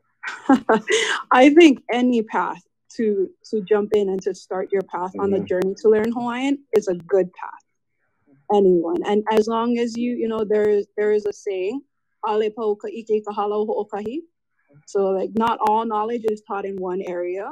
As long as we keep that in mind, the door is open with your first step, and keep going on that journey. We are students forever. And it's such a personal journey, right? to learn Olelo Hawaii. And even for myself, having, Makua and Kupuna who gifted me with speaking Olelo Hawaii to me, I'm still finding myself searching for ways to learn more and wanting to know more and wanting to be in spaces like someone else said, right? In the chat, they asked about being in the wild, right? How do you hear Olelo in the wild? And I said, well, I'm thinking it's really getting into the wild and going in on your own personal safari, right? To learn Olelo Hawaii and to find ways to maybe integrate Olelo Hawaii into your daily life, maybe in a small way, maybe in a big way. But I think we talked about that in our panela, right? Kama ilio kako no ka Olelo Hawaii mako ola.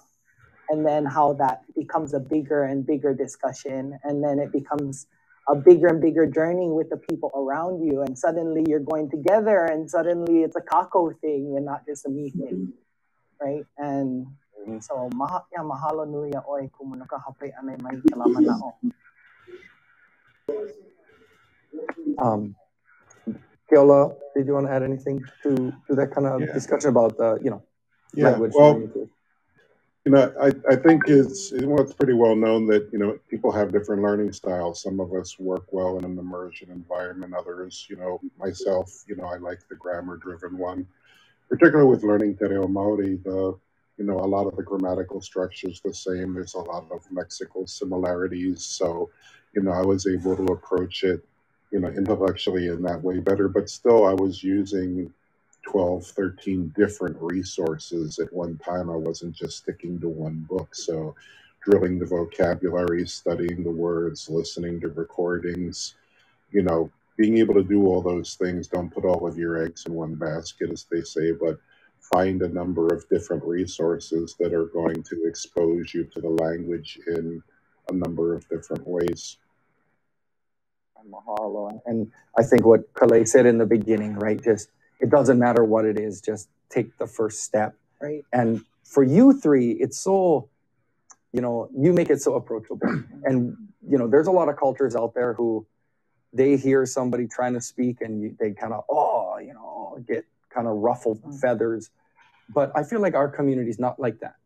At least you guys and a lot of us, no matter, the effort is being made, right? And so I think a lot of people feel a sense of, shame or it's going to sound bad, but then what I always hear from people, even in my own journey, is, mai hila hila, right? Just no shame, just start talking, right? Yeah, it's definitely an a'ai kahula kind of, a'ai kahula vaihoi ka hila hila bakahale, right? The dare to dance and leave the shame behind. Yeah. But also just hearing someone speak Olelo to you unexpectedly is such a gift, and to hear someone just come and Olelo to you, like when I went to go buy bread one time, the guy at the register just let me buy my bread in Olelo Hawaii and spoke to me. And that surprise was so touching to me because it's unexpected. And that's part of, what we do at Aulani right now is holding this small space where you can hear Olelo Hawaii. And maybe we're not all fluent on this at the same level, but we're striving to have a space where Olelo Hawaii can be a medium of life and a medium of service and a medium of living, And so I would say to people who can say a few words, please say those few words to us. We would all love to hear them. Yeah. And we would love to talk to you, but I'm sure Kumu has more, to Olelo mai. We got the raised eyebrows. Kumu here. Not Kumu Elua. Go ahead, Kale. No, I agree with what Kononi had said. It's just, continue to search. And if you want to weigh in, there's always a way in. And it's expanding. I seen in the chat there was another question asking about inclusivity of Native Hawaiians with disabilities. And you know, there are services even in our universities. There's opportunities for free classes here and there. It's surprising to us. We don't even know all of the possibilities that are out there sometimes to get your foot in the door to learn Hawaiian, but it's out there. So just have to be that curious mind who wants to go searching for it.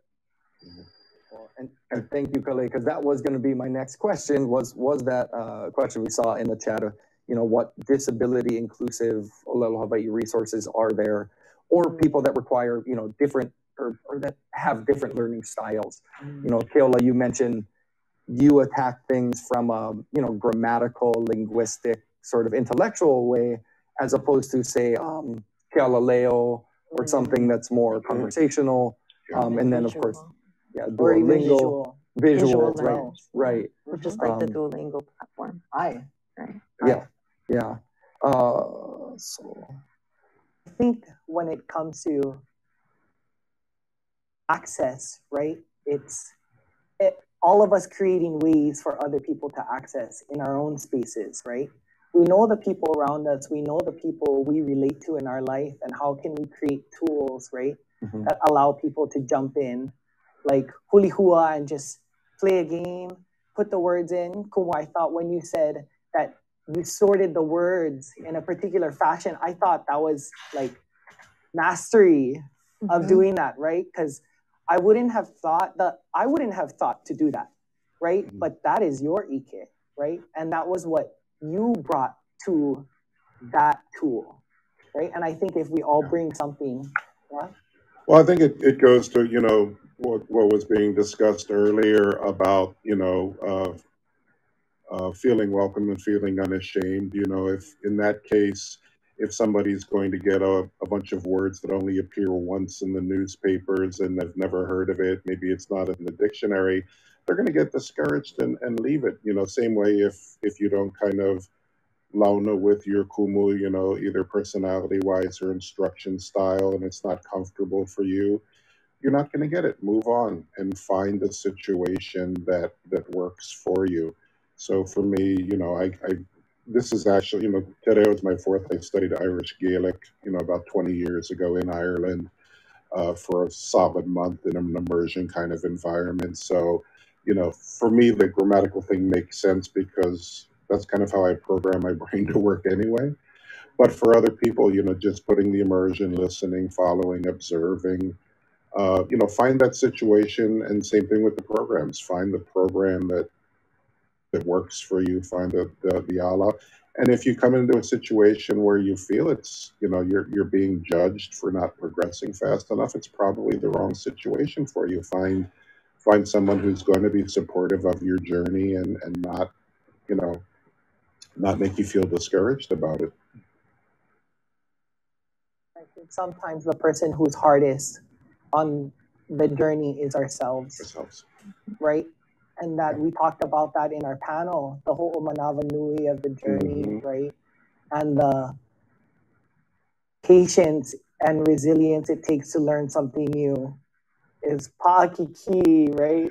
Pa'akiki. But the aloha, right? The aloha that makes you like want to do it, right? Makes you want to buy all the cookbooks like I do, you know? Well, I think kanayokana.net might be a good resource too, yeah, Kumu? Yeah. I know kanayokana.net/Olelo has all the different resources for Olelo Hawaii, and I know they've tiered those by a beginner, intermediate, and advanced level as well. So that might be somewhere you can find all kinds of programs, whether it's Kulaivi, Kaleo Oivi, links to Ulukau, vehevehe.org, all these Awaiaulu, you know. That might be one way people can access. I think one of the keys too is a term you brought up earlier, ha'aha'a. You know, you need to ha'aha'a yourself and acknowledge, I'm just a beginner. I'm just learning. I need to allow myself to make mistakes. I need to give myself time and realize that, you know, to even get to a moderate intermediate level of proficiency is going to take you a few years. So there will be bumps and stumbles along the way, and just take a deep breath and move on and continue with it. I think we get too easily discouraged sometimes and give up. So you just say remember where you are in your journey, and that it's not the same as maybe where you are in other areas of your life. Recognize that you're a beginner, and then holomua. Yeah, and it's hard to start from the beginning, especially as an adult, right? It's hard to start from the beginning, but if you don't start, yeah, you didn't do anything. You quit before you even began. Which is a great segue to the last kind of wrap up, closing thoughts, and we've kind of been, I guess, talking a little bit about it, which is we'll just kind of go around the room. Any closing thoughts, or just how do people get involved? You've already provided some great examples over there, but yeah, just any message you have for the people in the audience. We'll start with you, Kale, and then we'll go to you, Keola. As mentioned in the recorded session, we have a site, Kipapa, awaiulu.org. You perhaps have it in your NAHA website with the links to other things, but Kipapa is a resource that we have available online with various curated collections on some of the important dates. Perhaps we have 2 of our Hawaiian holidays, collections that teach you about what they are, how it started, some good history in there with primary resources and secondary resources in Hawaiian and English for you to learn about. So, nothing like learning history to learn about what's going on in Hawaii. And we're going to be releasing 3 more collections this month. So stay tuned with our Kipapa, and you'll be learning a lot more as we go along, and we'll continue to build there as well. Yeah, I want to do a shout out. I'm not sure if it's Shana, Kukila. Beautiful point that I wish I had gotten to earlier through the mele. The mele is such an incredible access point. I mean, how many of us, growing up, even if we didn't understand, we're hurting mele and we're able to recognize particular words here and there. I would like to do a whole class that was just teaching Olelo through the mele at some point. The opportunity hasn't presented itself. But not only the language considerations, but the cultural ones, the connecting place names to stories and things like that. That's an incredible opportunity that I don't think many of us.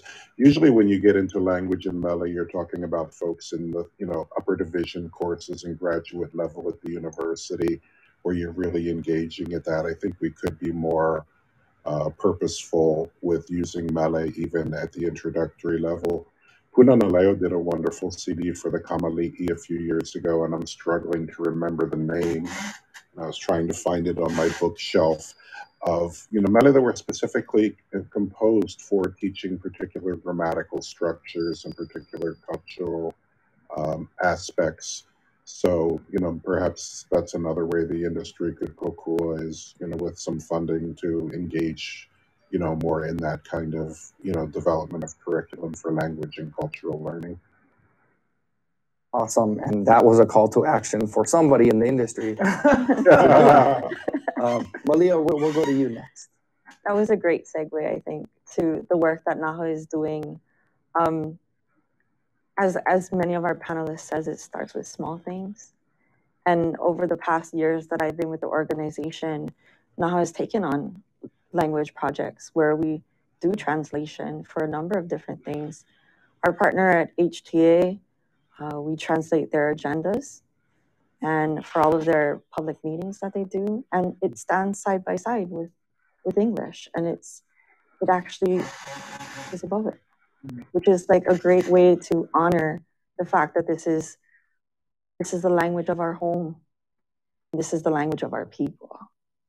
I get a little bit emotional about it. Yes. Because even for me, I've been on my own journey of learning. It's taken me a long time to realize how really important it is that we do normalize the language of our place. And so I've been heavily involved in the FESPAC Commission meetings, and I have a team of people around me that speak fluently, write fluently. And so they support me in getting these things created for community. And, I don't always know what's going to happen when something gets created in Olelo, Hawaii. But as Kale said, you're laying the foundation of something that's there, so that maybe in the future, someone else comes back to it and gives it a different life than the one that it had when it was first created. And for me, my journey of Olelo Hawaii it's been an important part of my work. It's important to our people. And I want to make sure that I find ways to incorporate that as much as we can. We have on our website short little videos about how to put the keyboard on your computer. And it starts with little things like that. Because I write emails all the time to people in the industry, and they sometimes respond and go, I don't know what that word means. Can you tell me what that word is? And it's an opportunity to engage them and say, hey, go check out our website. There's a way that you can include the keyboard in your emails.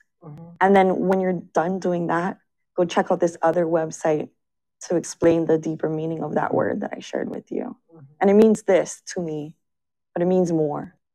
You know, and it is having a place to start and having a place to lay a foundation for people, whether they are Maina, Malihini, or people that work in the industry as well. So I have a lot of hope for what normalization means. It's such a big, broad word. It is. But the more that we use it with each other, the more opportunities we have for technology to be incorporated. And my hope is that we figure out, you know, these using technology, figuring out the ways that we can make it more normal. Yeah, mahalo Malia, and mahalo for all the work that NAHA does, you know, in this effort. Oh, Kononi, you get the last word. I think what I'm hearing from everyone is it's just a kako thing right now. It is. Right? It's a kako thing. And hearing your aloha, you know, for Olelo Hawaii and for this place and for this lahui is really the thing that makes us move on, take action, right? And go out and find the people we need to move this along. So I just mahalo all of you, you know, from Maui, Ai Molokai, yeah, and I know from Aihae all the way to Nihoa as well. There are Po'i Hawaii out there all trying to do this together. And I know probably in our conference as well, watching. So aloha nui loa kako, and yeah, it's a kako thing. Mahalo. Mahalo nui. Mahalo. Mahalo nui. Mahalo for all of your mana'o and your ike. Thank you all so much. And I believe I'm going to hand it back over to Kilani Shibata. Thank you for all of your questions. And yeah, what an amazing panel. Mahalo. Mahalo. Mahalo. Mahalo nui to all of you for those great ninau and for sharing your mana'o with us about the creative ways in which Hawaiian language is being incorporated through projects and programs that our community members are engaged in. NAHA encourages industry leaders, workers, and visitors to begin an engagement today with the Olelo Hawaii by visiting the resources at naha.com/Olelo Hawaii. Learn the Piapa Hawaiian alphabet and practice pronunciation with Hakalama drills. Use the Ma'e toolkit as a guide to grow your knowledge of place, culture, and language. Strengthen your Olelo Hawaii in our monthly classes. See how Olelo Hawaii and values of hospitality are reflected in our training, tools, and resources. As we reimagine Hawaii's future and we consider the many pivotal moments in today's conversations, NAHA would like to share a short video on some of the key takeaways from amazing speakers and panel conversations we have had today. The thing that we really want to push is having our visitors try and educate themselves when they come down there. Educate yourself about the geography. That's part of being a good visitor. Educate yourself about the place you're visiting. Understand the geographic makeup. Understanding the geological makeup, the cultural makeup. And it's part of being a good visitor no matter where you go. Ike wau I ka Ka hoi hoi o na kupuna na makua I hiki ole ke kama I lima ka ola Hawaii a pai mau I lo e holomua ho mau ki ano hana. Homa ke la ano haaheo I loko o o'u ke la puno me oe me na haumana ka e puni like ole ea he haaheo a he kule ana ia. No kako e awamu pono e ano leila he mea la. When I think about the vision that we have at the Hawaii Tourism Authority for regenerative tourism, it really is this idea of holistic destination management that we no longer can focus on just the economic outcomes of tourism. We need to think about beyond that, holistically, all of the impacts on traffic, our natural environment, etc. And so we're excited to have these conversations today. It's been my experience, the visitors, when they're here, they will do what they want to do. Yeah. And unless you're there to help guide them and ensure that they follow, these new regulations, they're gonna do what they want to do. And so that's a key part is you can set up technology, but you still need boots on the ground to ensure that everybody honors these regulations. Yeah. We have Pacific Island heritage, and in the next few decades, some of our Pacific Islands are going underwater. And so I believe that farmers are a big part of that solution, and by building their capacity, we're just making sure we are all resilient in the face of all of that, right? So that inspires me to keep going and, keep fighting the good fight. O ka mea nui ia'u ma kia pua ia pili o ka olelo ke ala I ka ike pono ana ia Hawaii. Ka nā inoa wahi, nā inoa makani, nā inoa kai, nā ua. Ho'ike ia ke ano o Hawaii loko o ka olelo. Oia ke ala mai kai. Oia ka'u o ha'ai wau I ka po'e ma ka wā. Ia oi wau I ka olelo Hawaii. Ua ho'omaka wau I ike I ka honua ma ke kahi ano o ko'a. He ano mai kai. Ua hulihia. Yeah. Ulale mamuli I nana ia na mea o ma ke kahi ano o ko'a. A ole lava paha ka wā e noho ana lako no kia o kiha ana ka ina ano hemo iki ka I puka no ka ike ana I ke ano oia I o Hawaii I loko o kana o lalo. Wow, so many lessons learned. We have had so many amazing conversations over the past 2 days, and to see the culmination of the work of so many like-minded community members and leaders in the industry allows me time to reflect on the realization that the foundation of Malama and the ideas of regenerative tourism are certainly within grasp. The realization that the value of Malama is tied to every discussion really allows us a better vantage point from which to begin to work towards more net positive solutions for Hawaii, our economy, and for our community. Native Hawaiians have been nurturing regenerative systems in Hawaii since the first voyage from Kahiki. The Ahupua'a motto of living system stewardship and Hawaiian values like Ho'okaulike, Ma'alama, and Aloha Aina are just a few that Native Hawaiians have applied and made actionable since time immemorial. But no matter the context, Native Hawaiian culture remains the key to regenerative future and how Hawaii is viewed from a global perspective as well. Dr. Kanahele shares the guest-host place model, and the relationship between guest, host, and place is of critical importance in the regenerative tourism system, as we are reminded that the host and the place hold the most weight when combined together.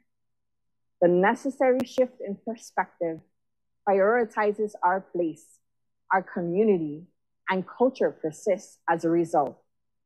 Regenerative tourism, by definition, must conform to the realities of regenerative life itself, founded upon the unique environmental system of Aloha Aina. The land is what feeds us, it nurtures us, and it allows us to live in aloha with ourselves and with others, and within the relationships with nature and our surroundings. Stewardship, specifically Ma'alama, is a reciprocal relationship that has a shared interest for both the steward and what is being stewarded. and it is also one of the guiding principles behind regenerative tourism in Hawaii. Circular economy also has a pivotal role to play in ensuring that money generated in Hawaii stays here in Hawaii, reducing capital flight and supporting local families and programs that make Hawaii stronger and more resilient. Buying and supporting local create opportunities for more community engagement with the industry, and in turn give our community members the ability to thrive. As the living language of Hawaii, we all have a kuleana to ensure Olelo Hawaii continues to be normalized. The aloha built into our hospitality lies in the humble voice that calls one to visit. It is a voice that must undoubtedly embrace Olelo Hawaii. Language is the key to culture, and by familiarizing ourselves with the language of this land, we actually learn so much more about ourselves and about our relationships with each other. Whatever paths may lay ahead, one thing is for sure: we are in charge of the lens through which the world views, understands, and loves Hawaii. And aloha and malama are the strongest foundations in which we seek the desired future we envision. We must be extremely vigilant in ensuring that how we present ourselves to the world is a true reflection of who we are at home. As we grow into betterment, so shall our ability to achieve something truly regenerative.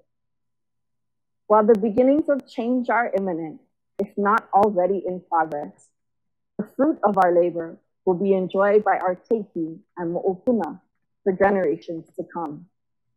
If we are to leave them with a better chance in our place and to inherit a Hawaii we envision, we must consider our actions today as the foundation upon which they will thrive. We all play a critical role in creating a different future, whether it is engaging organizations dedicated to this new future or creating a regenerative opportunity yourself. No matter what you do, it all starts with aloha. Let's all do our part to put the values of our culture into action. Let's be better stewards of our place. Let's be a more conscious buyer. Let's lead with Hawaiian values. Let's be better advocates of language and culture. This mindfulness, this enduring aloha for each other and for Hawaii will certainly lead us to a future that we envision. A Hawaii reimagined, a Hawaii at the crossroads of the world. Mahalo nui for joining us at this Huina, this convergence at the intersection between tradition and innovation. Mahalo nui for attending Kahuina 2022. E ola Hawaii, e malama Hawaii ne. Aloha.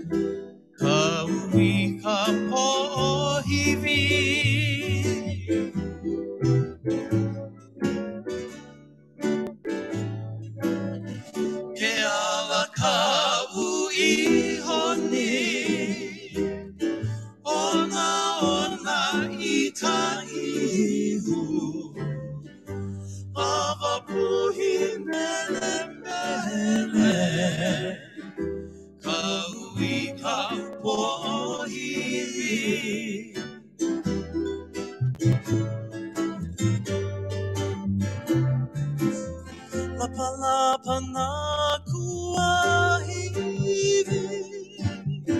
Uluvehi kavekiu Kikamaina malu Inanea mai hoiku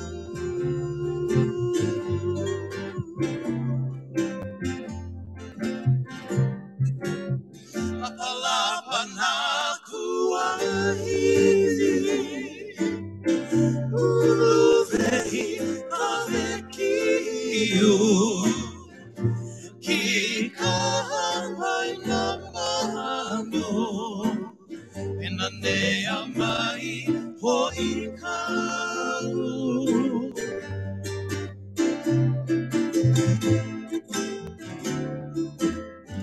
Kekai na pe mali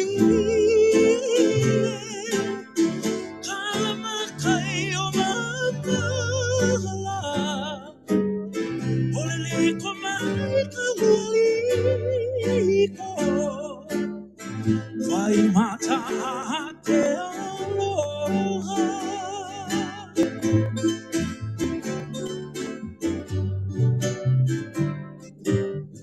Kekai na pe mali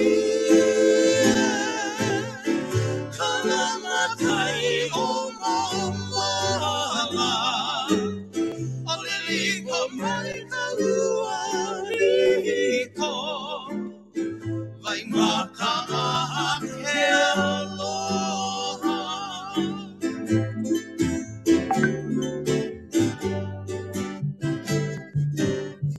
Uana mai ku'umele No kawahine hano hano O ka haku velo velo Ole na ala koinoa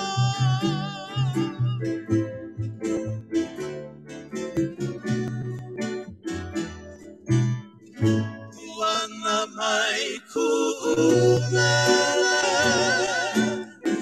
No kawahine hano hano O ka hoku velo velo Ole na ala koinoa O ka hoku velo velo Ole na ala koinoa Ava puhi mele mele Ole na ala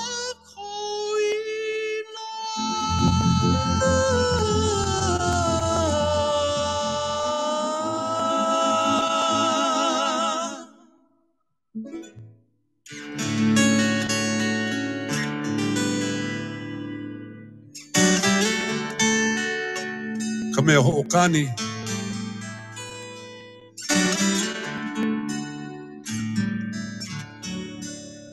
Music makers.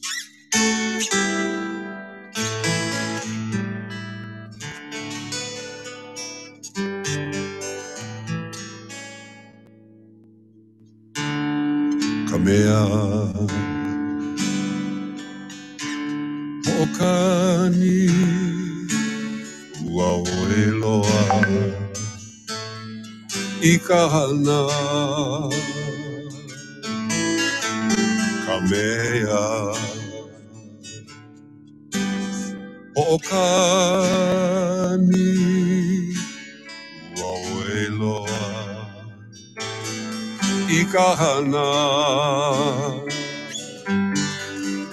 koe koe ana I ke kika e Hawaii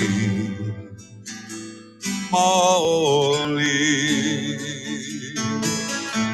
koe koe ana I ke kika e Hawaii maoli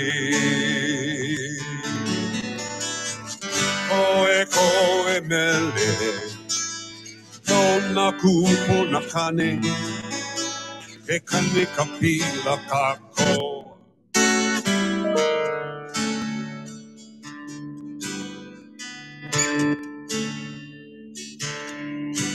veia na mo'olelo I haoli ai nakanaka veia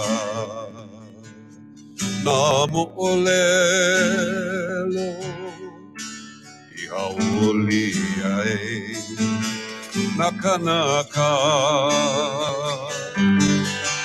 na mele o Hawaii kahiko I mele ia me ka mai kai na mele o Hawaii kahiko I mele ia me ka mai kai koe mele no na kupo na kane he kane ka pila kako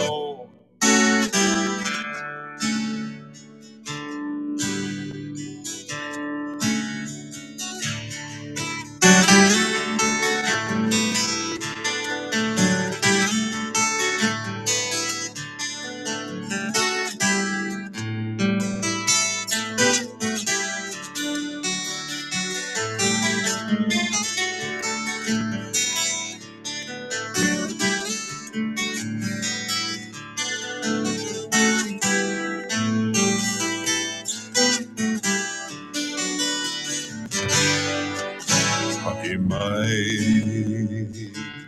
ka mo'olelo no ka mea ho'okani ha'i mai ka mo'olelo no ka mea ho'okani koe mele no na kupo na kane he kane ka pila kako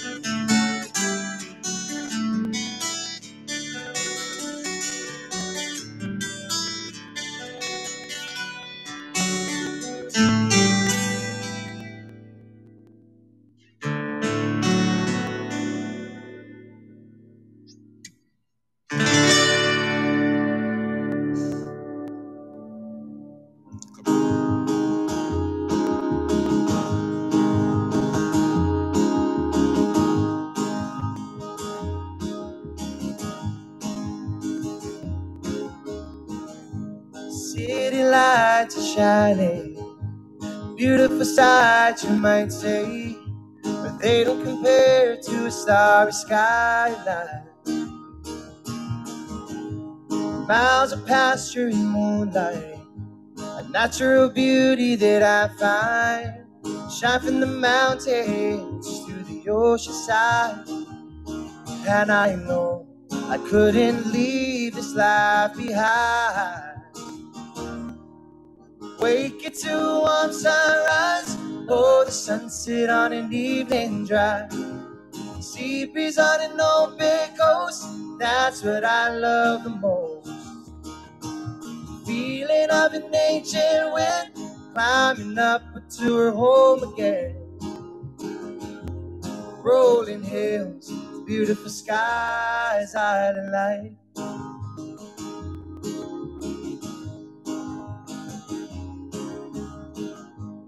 Dip your toes in the sand, wash the song from your head. Healing waters they will understand. roam the valley so wide, sing with the birds as they fly, thank the journey for my peace of mind.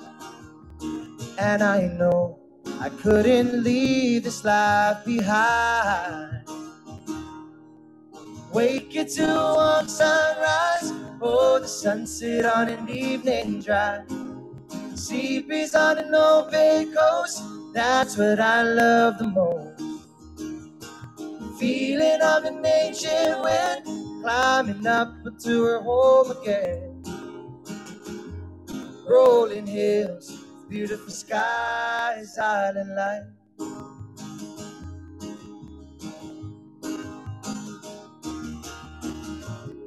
There's a place that I wanna go to see the other side, 'cause I know the grass is greener where I reside. Take me home so I don't have to dream for another night. 'Cause when I rise,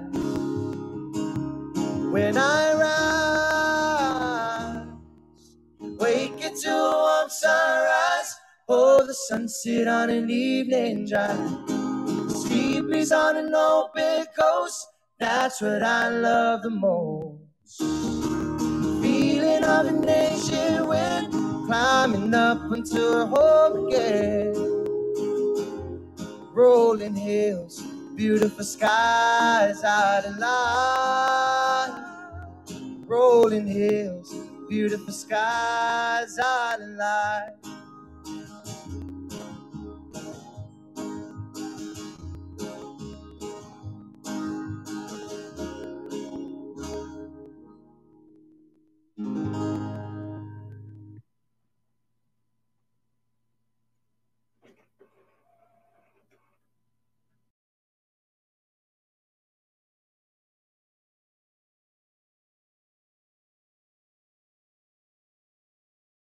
And our community's been really vocal about that. And so we're doing our best to listen and adjust and repivot ourselves so that we can move forward with the value of Malama as the thing that guides us through it.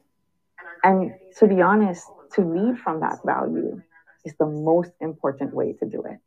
Yeah, thank you. And that's the two sides of the coin we have here, right? It's the impact and the value. You know, the impact of having the people here in these islands and the value that they provide. And that's, I think we have time for this one more question. We touched on the panel, but we didn't kind of dig into it. And so, George, you know, maybe we can expand a little bit upon what the value of the visitor industry is here in Hawaii. You know, I think when you really look at it, tourism is everybody's business. It affects all of us and it does so much good, but we also know it causes some pain, you know, and I think it's recognizing that, you know, and then working, like I talked earlier about healing, but I think people are missing really the value. But it's not for us to tell them the value. But if you just look among your family or anybody's family, uncle, auntie, everything, you're going to see everybody is connected to tourism in some way. I mean, you can talk from the financial side, from the 18 billion, all that, you know, and the 10.4 million that make it kind of rugged, but it also brought in so much. So it's personal to everybody, you know, or a lot of Molokai, maybe they don't want tourism at all, you know, so that's what I talk about, asking permission. And I think that's the beginning of what the DMAPs and the steering committee, it goes back to community. And it's not like all of Oahu agrees or every island agrees. And that's why we go from the moku or each ahupua and even among each community. You know, even if you go to like a community like Kailua, is some really wanted vacation rentals, others didn't. And it's, again, finding that balance. But I think the days of us just telling and more about listening and asking for permission. And then we're already on that voyage together. So it's how do we constantly adjust our sail? You know, and that tourism, I mean, that is Hawaii's gift also to the world. So how can we do it in a pono way? You know, when we do things pono, I think the pathway will naturally open up. But when you see the resistance, well, that's an opportunity for us to shine the light, you know, and then work towards some of those things to make things pono, and then we can holomua forward together. So I mean, to me, it's not about value. It connects to all of us, but we always try to make like it's the other side to divide. And Aloha was always about uniting everybody. I mean, and I think really that's the essence of it. If we really live the values of Antipilahi Paki and, the Aloha Creed, and I read it every day just to gut check myself, that it was really a gift for all of us to share and most important for all of us to live. So I think that's the best way I can say that. Yeah, mahalo. Awesome. Right on, George. Thank you. Well said. Well said. I'm going to open it up for any kind of closing comments that anyone has. We can speak to, any of the questions, or maybe just, kind of close it out over here. So we'll go around my room. So we'll start with Kainoa to Malia, and then George, and finish on Ray. Thank you. I think the main thing is not just to have these conversations, because we've been having these conversations for a long time. We've been doing this for a few years now, my friends. And but I think that we need to keep having them, but then we need to see the action coming.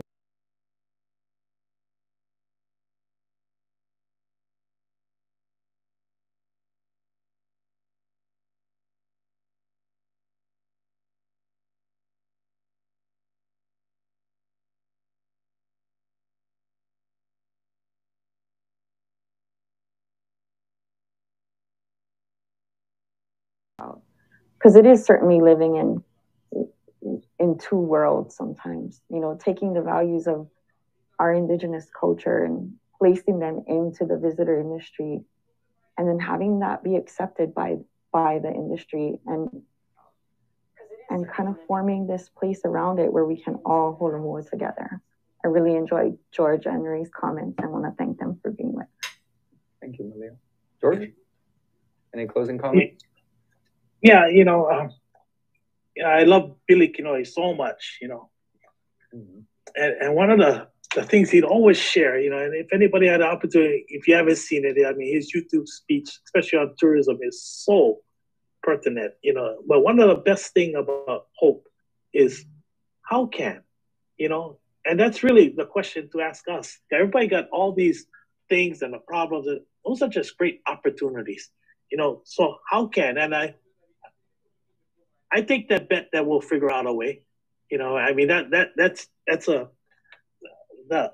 easy bet to me. If we blow the pool and call everybody out, and then what is our kuleana? Because when you hear a lot of things, even among us, all what other people should do, hey, you guys got to do this, you got to do that, you got to, absolutely, and we're going to try to figure out everything we can, but what is our kuleana? What is our personal responsibility that we could take on, and then accept that as, whether it's the best of times or the worst of times, this is our time, and that's why I'm so hopeful with like the Kainoas, the Malias, all of you, Kalani, and I mean, you see the young guys coming up, I mean, it gives you chicken skin because it's so inspiring, and that their vision is one of hope and light, and not about pain, of the past, that's why I really get so excited and figure out how we can kokua in any way. And then, I always say, if we go with the spirit of kahiao, and not think that it's a limited resource, and that we share that with everyone, and we collectively figure out how we can listen, throughout the communities and make that come to life. And then I think from our kuleana, the language of divisiveness, because you keep on hearing community and industry. I don't know if anybody looked, but we all on the island, so we all part of the community.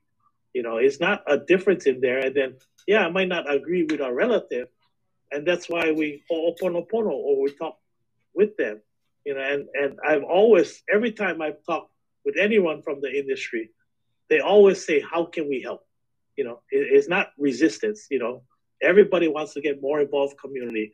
Everybody's trying to reach out to make things better, and then I think the lessons of Hokulea is that we're all on the voyage together, cannot throw anybody off the canoe, so how do we work together to sail forward and holomua, constantly adjusting the sail, depending on the makani, And at times, gotta put the sail down, pause a little bit, and then holo move forward.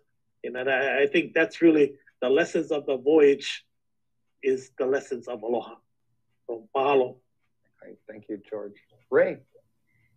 It's exciting to see the visitor industry make this shift. These are not new values, and community groups have been waving their hand. And, the founders of NAHA really laid this down and how the relationship with the visitor can be.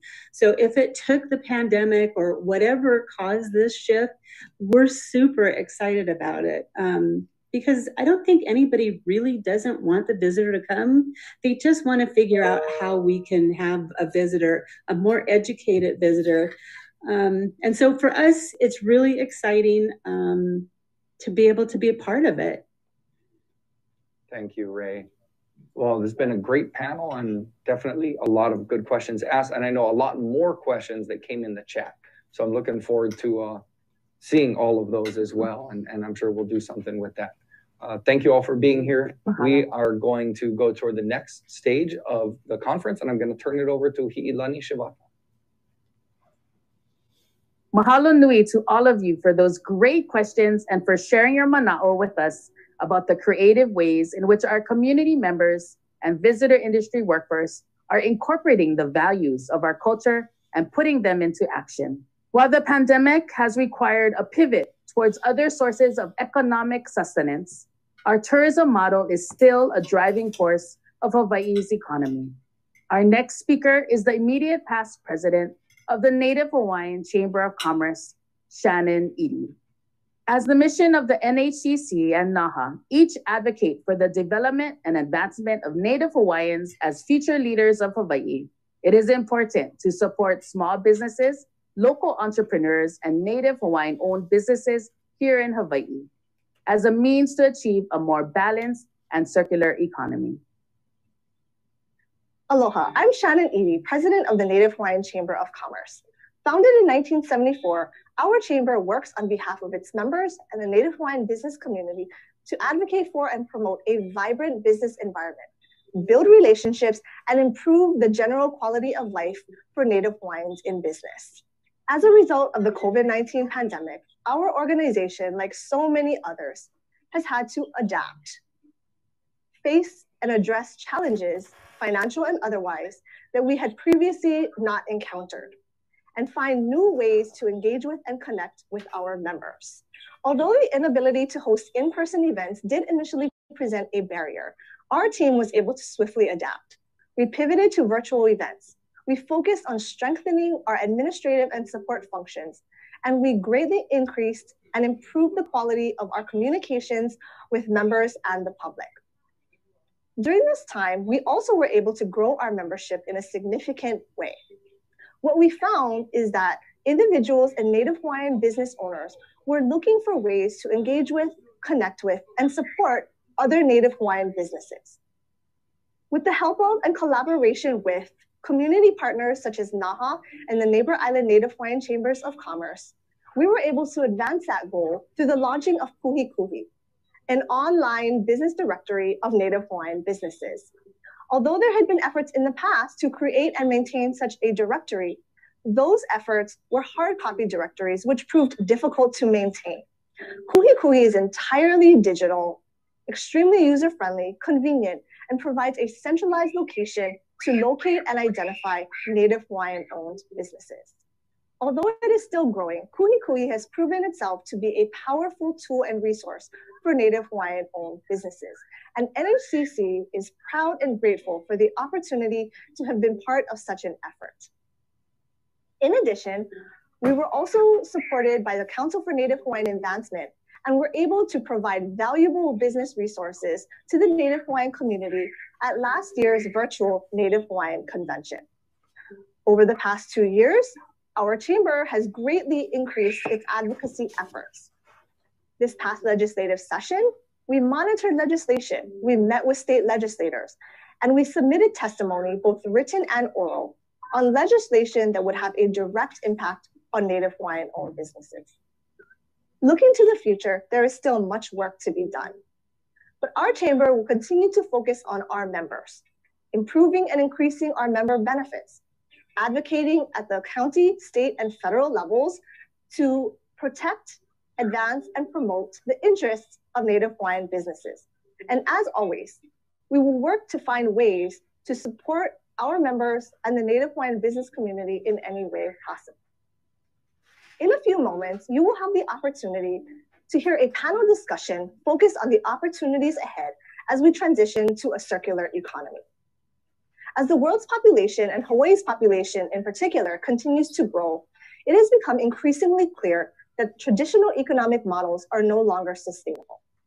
The circular economic model respects and recognizes the value of our finite resources and works to ensure that we will have sufficient resources for future development and prosperity.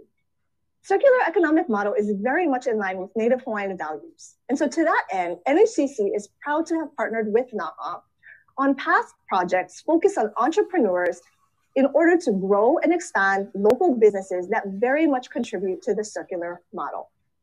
NHCC looks forward to future collaborations with NAHA and other partners in this area.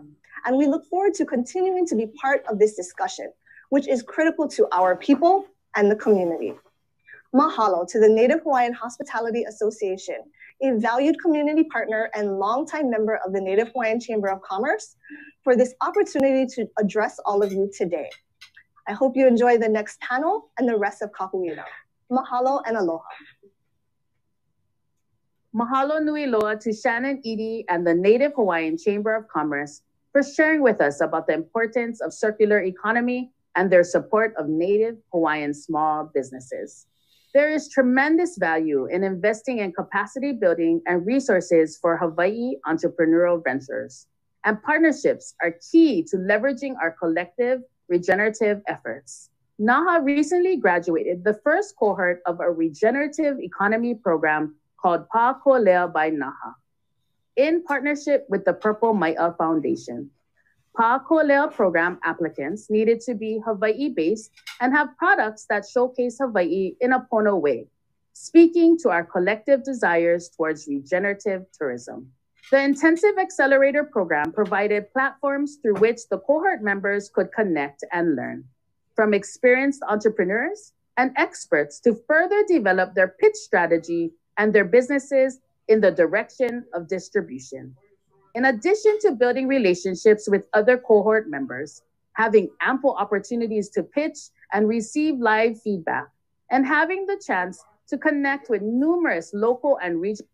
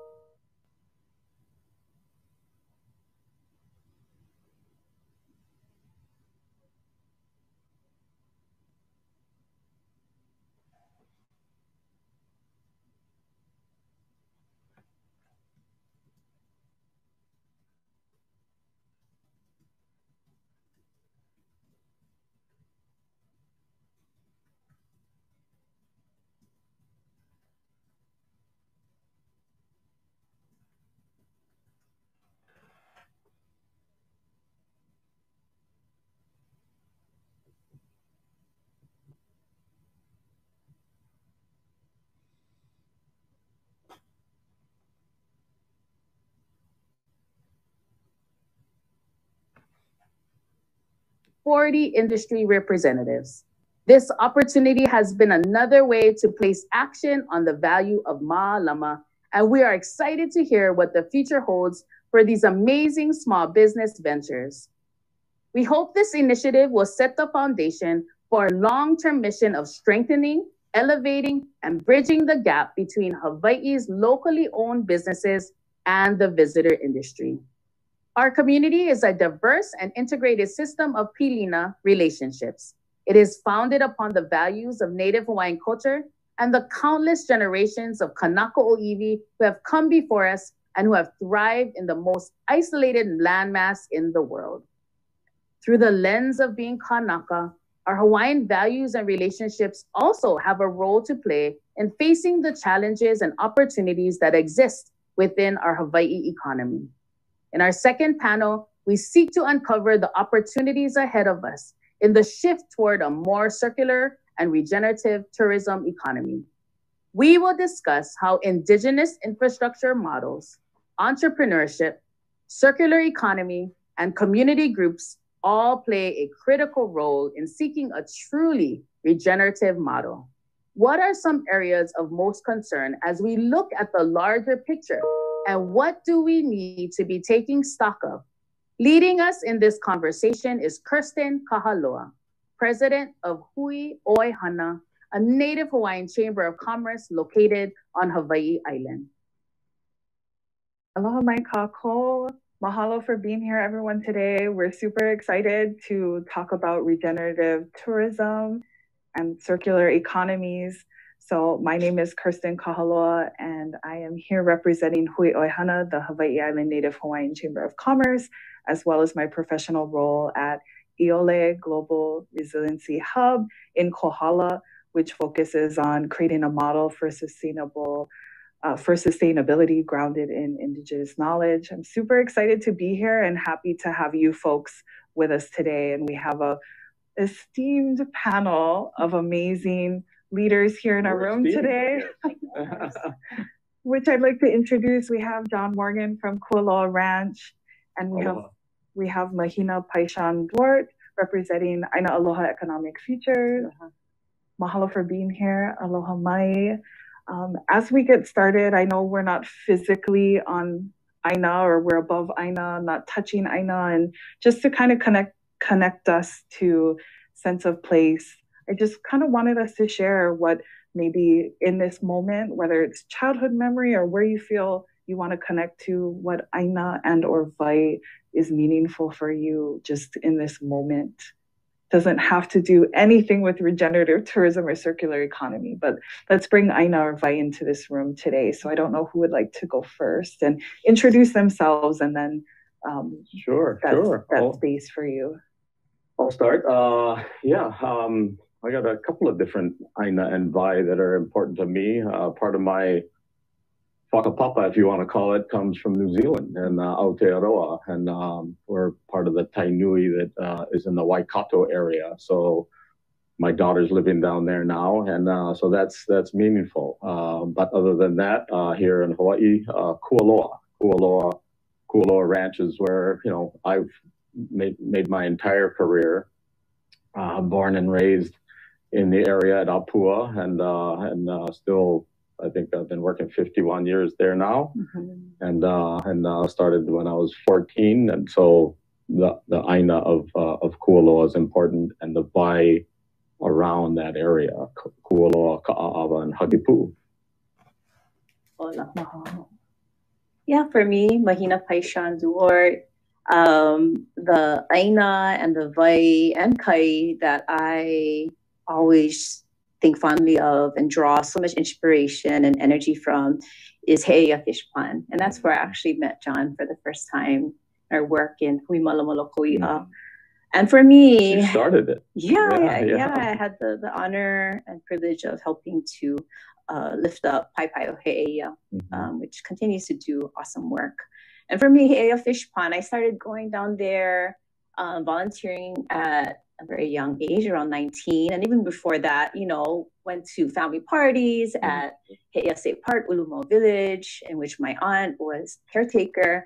Grew up having some kind of affinity, but somewhat separated, because this is a special place that I saw, but we weren't allowed to go down. But as I had the opportunity as a teenager to visit He'eia Fish Pond, I was just always intrigued with this mystery. Like, I knew that there is this, it was a place that held great power and great wisdom, and we just needed to spend time with the place and unlock it. And for me, that's why I feel so blessed to be able to go back to these kinds of Aina that really awaken within us this deep, deep ancestral connection and responsibility to place. And if I hadn't had my time at He'eia, I would have not been able to serve in the other ways that I have in charter schools, in business, in policy making. So it's Aina that continues to feed me and to guide the way that I live my life. Mahalo for sharing. I know it gets kind of personal talking about those connectivities to Wahipana, Aina, Kai, but I thought we bring that into the space because as we're talking about regenerative tourism and circular economies, I think it's important that we know that we have an opportunity to make a shift. 2020 during the pandemic halted tourism.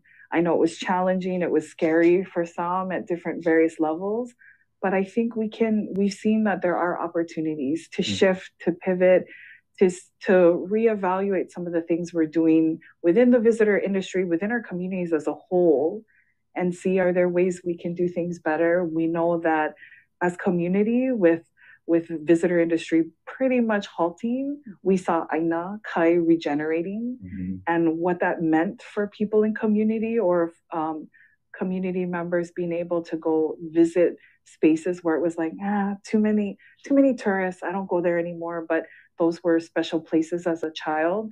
And now there is a strong desire from community to protect those spaces and really talk about how, we don't want to say no to the visitors, but how do we do a better job to have a balance between the visitor industry and community, especially in those Aina spaces. So, getting into circular economies and regenerative tourism. John, we'll start with you. Just tell us what's happening at Kualoa. Sure. Some of this is a check-in because we know things have evolved in the past 2 years. What's happening there, and tie that into, from your perspective, some of the things that do fit into this vision of moving towards opportunities in circular economies and regenerative tourism. Thank you. What is regenerative tourism? Yeah, that's interesting to try to put words to it. And to me, it's kind of how does the visitor industry positively impact the environment and the community in a way that increases in value over time, so to me, the underpinnings of that, the environment and the community, and they go hand in hand because one can't live without the other. COVID was an interesting thing because as a company, we had, I think, 350 employees prior to COVID, and then COVID hit and we ended up having to furlough a whole bunch of different people. And but we offered, because of the CARES Act, all of that, we offered everybody the opportunity to come back to work. And we called them essential workers if they wanted to work in the taro patch or do whatever. And it was really inspiring to see how many people, chose to come back. And so that was one interesting thing that really centered us. And the other thing was the people that we didn't have to furlough were the ag people, the people that need to keep taking care of the animals and growing the crops. And then we had to figure what we're going to do with all of that produce. And so we pivoted. Our team was amazing. And our first thing was a farm to car, because everybody's masked up and you had the triple check. And, it was as we all know, it was an amazing time. But you pivot, you figure out what's next, and for us, the development of the local market for our ag products further was a benefit, and then related to tourism, what we did is we kind of made everybody drive out to Kualoa, and a lot of people here in Honolulu don't realize Kualoa is not that far away. The windward side is not that far away. Some people feel like, oh yeah, I might as well go to Maui or something if I'm gonna to go to the windward side of the island. But so the local market, both for ag and for just come to see what we have going on as things opened up. So that was one of how we evolved. And now we're not back to full swing, but we have over 300 people. We've got all kinds of different agriculture going on. Our education programs are coming back. prior to COVID. We had about 12,000 local school kids a year coming out there. And we had, you know, a lot of visitors, and we have all kinds of different opportunities for visitors. And so, and we're coming back, and things are good. So. Mahalo for sharing. Mahina, just in case anyone doesn't know, I believe everybody knows what Aina Aloha Economic Futures Initiative is and what's been going on. If you want to just kind of tell us about that, and what are the next phases of that worker space, or what's happening with what has been started since the pandemic? Sure. So Aina Aloha Economic Futures is really just a coalition of 14 individuals, and we came together during the height of the first shutdown. And the reason why was because we felt like we didn't have a voice. We as Kanaka Maoli, we as Native Hawaiians did not have a voice at the table to rethink about how we might reimagine Hawaii 2.0, or an economy that's going to be better for all of us and not just a few, and is going to diminish our impact, negative impact to Aina, and is going to really honor Native Hawaiian values and culture. And so we, instead of asking to join everybody else's tables, we figured we just create our own and then invite anyone and everyone who wants to participate, which are grounded in 4 primary values and principles. And so what we found from this community lift is that, yes, community wants to participate in collective, collaborative solution making, so much so that, to our surprise, at the opening of this past session, we had several legislators that, particularly on the House side, that had called out Aina Aloha Economic Futures and our model and our priorities within our policy playbook, within their some of the items that they're going to put forward as a legislature. And, you know, we're happy to report that a good handful of initiatives that we have been supporting have gone through and is now on Gov's desk to become law. And so we know this. We know that community wants to continue to be a part of the collective solution making. And so when we talk about regenerative travel, I think that's a requirement. That's a must-have. Like, we cannot go back to a situation where there are only a few folks that are making important decisions that are going to affect all of our lives. So why not pool the intellect of the many and find common ground so that we can all find innovative solutions moving forward in service of Hawaii. And can you also share from the 14, you've grown to how many people have signed on to? Thank you. Yeah. Thank you. So we have more than 2,500 signees onto our declaration. And actually, this is a call out to whoever's listening in. If you'd like to check out our website, please do so. AinaAlohaFutures.com, and add your voice, add your leo. And we'll be doing another round of community listening sessions and lift up what community wants. One area is definitely regenerative travel and circular economy. Awesome. And to follow up too, gosh, I'm going to mess this up, but you folks had like a checklist and a grading system. What has been the feedback, or are there any examples of those who've used it, whether it's within the visitor industry sector or not? How have people kind of taken on and actually used it within the working spaces that they do that fit into this platform? Sure, thank you. You know, as local people, we love to talk story, but we love to take action. And so for us, we wanted to just create a tool in which people could really operationalize and apply the aspirational aspects of Aina Aloha Economic Futures, and then provide an opportunity for companies, agencies, nonprofits, individuals even, to assess where are they at in their journey of transitioning from the current situation to a business model that is more generative, that is more circular. And so one really concrete example that I'm very happy to share about is through Hawaii Green Growth and our collaboration with them. They invited us to share the AAEF tool They combined it with their Aloha Plus dashboard and their tools. We've coalesced the two tools, and then we worked with one of their major partners, the Aloha Watershed. And so the engineering company, then we worked with them for a year. Want to shout out to Ulalia Woodside, who's an AEF member who worked really hard on this, as well as Klani Ka'anana from HT as well. And now this major international engineering firm has adopted this tool, and they've created their own tool to really assess the impacts for which all of their tactical decisions will have.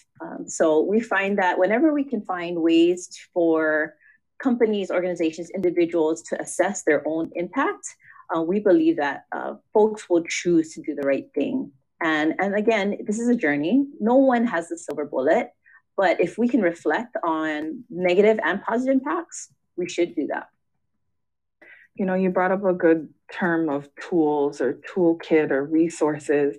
You know, as we think of how do we create more opportunities, I know some of the work that both of you are doing have been very engaged in kind of accelerating this regenerative model or holding on to it. Those who may not have started, whether it's organizations, individuals, businesses, how do we kind of bring people on board? How do we provide others maybe with tools to kind of get on this circular economy, regenerative tourism train as a model? So I'm going to start with you kind of from that business perspective. You folks have a lot of various ways you've modeled that. So whether it's through those examples, just kind of share how we can give others tools to move these examples forward. Sure, thank you.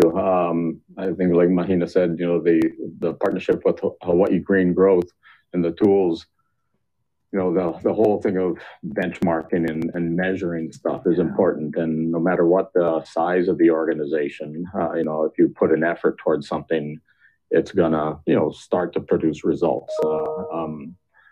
You know, we are lucky that we're large enough. We hired we created a sustainability manager position, and part of that person's duty is to start to do the measurement of different things. And so we actually produced a sustainability report, and we actually have a whole stewardship department that just, you know, manages, you know, native ecosystems. And so that's part of the sustainability report is the data. How many koa trees did we plant? How many, you know, all kinds of different things. And we do native bird surveys and whatever. But I think, you know, to the point of you know, how can others do it? It's just making it a priority, and everybody's capacity is a little different to do that. But you don't need capacity to make something a priority. You know, it's a personal discipline thing. And one thing I liked about what your, you know, some of the values that you start with is the Opuali'i thing, and not thing. It's a very great concept. And again, whether you're a large or a small organization, or even in your own ohana, you know, it's your responsibility to take care of your kuleana, and that along with it, you know, requires action. Right. Yeah. And one of the things I really appreciate about your company is that you folks endeavor to hire locals, like from, you know, very near your Kualoa Ranch. I think that's really important, being able to employ kama'aina and folks that are born and raised there. One of our, you know, we're grateful to get back to it. Is you know, years and years ago, we you know, it was important, and so again, you just move in the direction that you need to go. We have a Hawaiian Cultural Resources manager, and then, you know, that person left, and then COVID hit, and so we're just getting back to that too. So, you know, we just look for areas that you need to strengthen, and a lot of times there's no roadmap.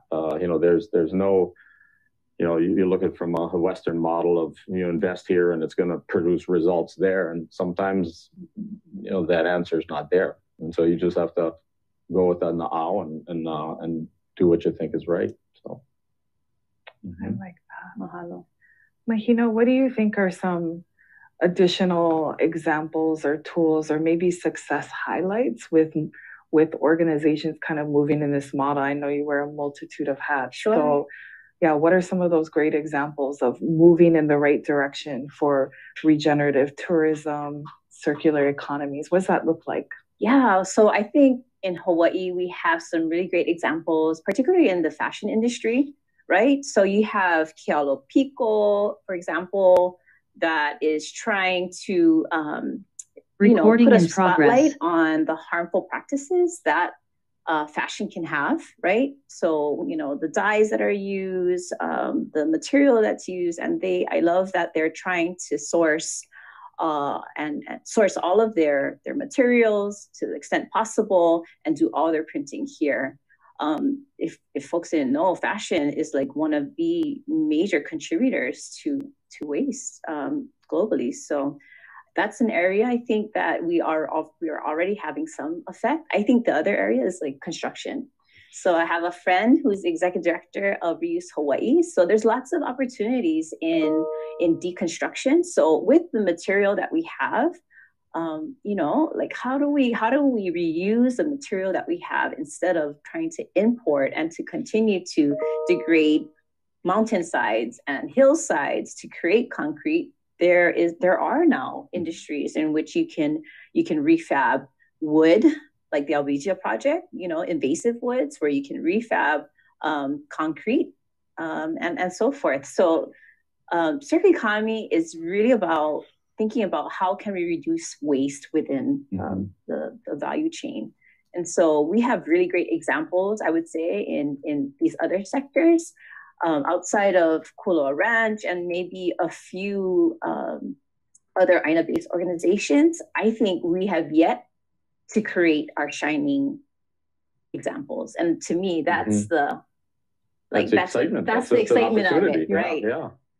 No, that's really exciting. And, kind of teeing off of that for either of you, as we think of that kind of, to some degree, it's ingenuity around we're not going to take the normal route to do visitor industry. We're not going to take the normal route of starting a business. It's about profit that, we're really looking for that circular economy, reducing waste, environmental stewardship and support, as well as, people, planet, profit, that triple bottom line. So as we look into that, how do we just encourage the businesses out there in our community, a lot of them touching the visitor industry, but just that entrepreneurship ingenuity? How do we just continue to foster that within our communities, the youth and the young people growing up, or just anyone really excited about this space? Because I do think the more involved we get businesses and entrepreneurs into visitor industry, the more we connect community, right? So it is a kako thing and not us versus them, or we're separate entities. We're just all one part of the system here in Hawaii. So how do we just get people excited about innovation around this space?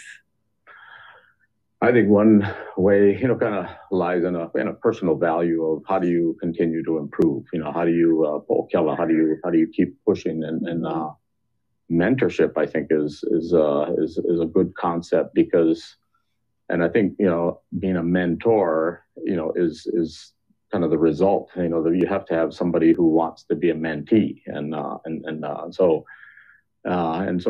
part of that is you look for examples out there, whether it's a mentor or in the business sense, what are models out there that we can follow?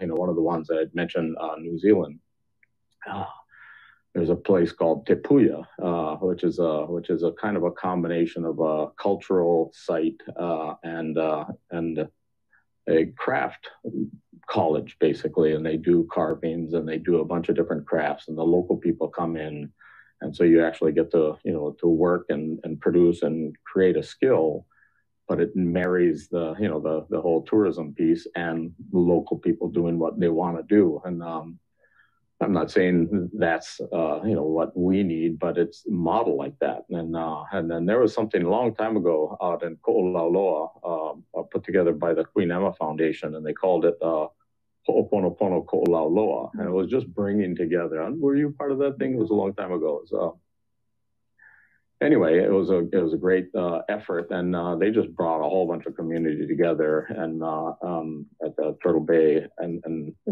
just a bunch of people kind of visioning the future. And then a subsequent thing to that was another effort, and they looked at economic clusters or areas that had similarities. And so one of the things that came out of this economic cluster analysis, and it was based on the North Shore, was looking at Napa Valley in California. And so you have an agricultural area. What was common? Well, it was good for wine. Well, one winery doesn't make a destination. And so, together they created a destination, which is now known as Napa, which everybody goes to, and hotels and this and that and the other thing.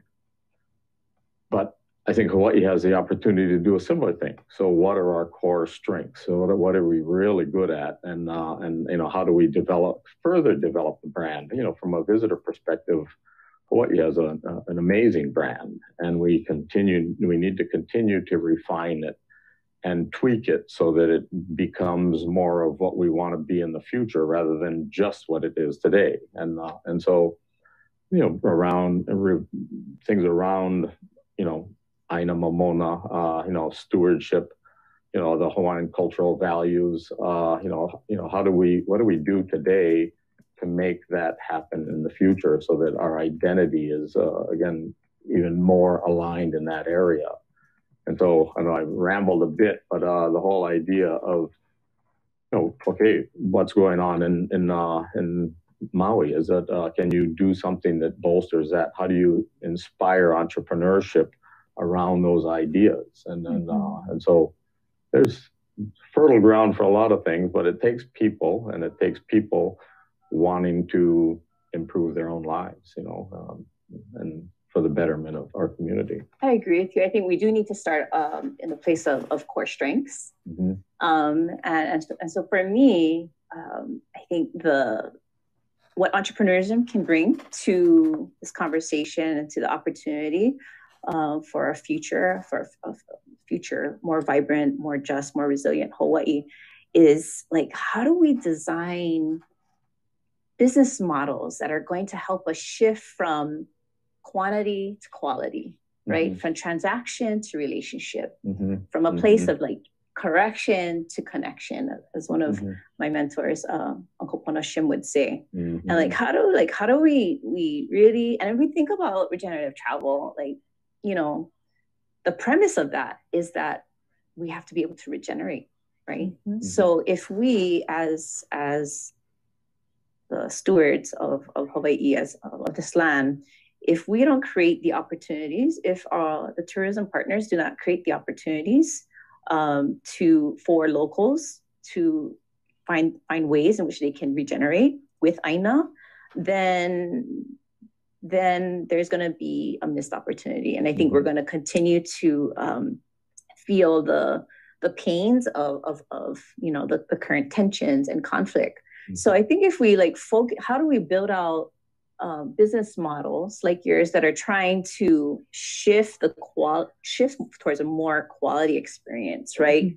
High impact experience that are really focused on a couple of areas. Like when we say core strengths, we all love to eat over here, right? We all love to eat. We all love to talk story. So why not try and find entrepreneurs and provide funding opportunities to our storytellers, to our media makers? They're going to tell authentic stories in our ways that are also going to compel the kinds of travelers that we want, right? When we talk about food, we have an awesome food systems community here that is doing tremendous things. But why can't we work with them more closely to coordinate across, right? Well, so when we're talking about farm to school initiatives, why can't we also talk about, initiatives that are also going to, possibly benefit the conscious traveler, right? Yes. So yeah, we need entrepreneurs and innovators to help create the solutions that we want. And we need to source these folks from communities because that's going to be part of the solution making. Correct. And, we know over years, even pre-pandemic, there's a shift for the conscious traveler or the visitor that wants an authentic experience. We know that one of our greatest visitor and connective tissue, I don't know, support system, our cousins from Japan. You know, they want authentic experiences. They want the quality of what's grown local, what's sourced local, the most localicious, local authentic experience. You know, we know the Japan visitor is demanding that, but we also know Shift globally is also demanding that. You know, it's important that we continue to support those initiatives and endeavors. The PSA, Buy Local, Support Local, has been one theme that has been coming around. But as we think about that, John, talk to us a little bit about some of those areas of, you know, I know you're doing kind of like eco tours, and I think more recently, maybe you added that kind of like agricultural experience tour. So tell us about that, and then go a little bit into some of the agriculture work and aquaculture work you've been doing at Kualoa, just a little bit more. Sure. And we have a relatively big visitor operation, and some of the things that people do are activities. We have horseback rides, ATV rides, a zip line, and our newest thing is e-bikes. And so people go through the property, and those are activities. But we also have tours of the property, and so we had to kind of develop, you know, our own brand of what is Kualoa, because nobody knows what Kualoa is. I mean, you know, so we had to develop this brand, and of course I won't go into the whole evolution of it, because we started way different from where we are now. We had helicopters and jet skis and, you know, things that didn't really fit, but we had to grow and evolve.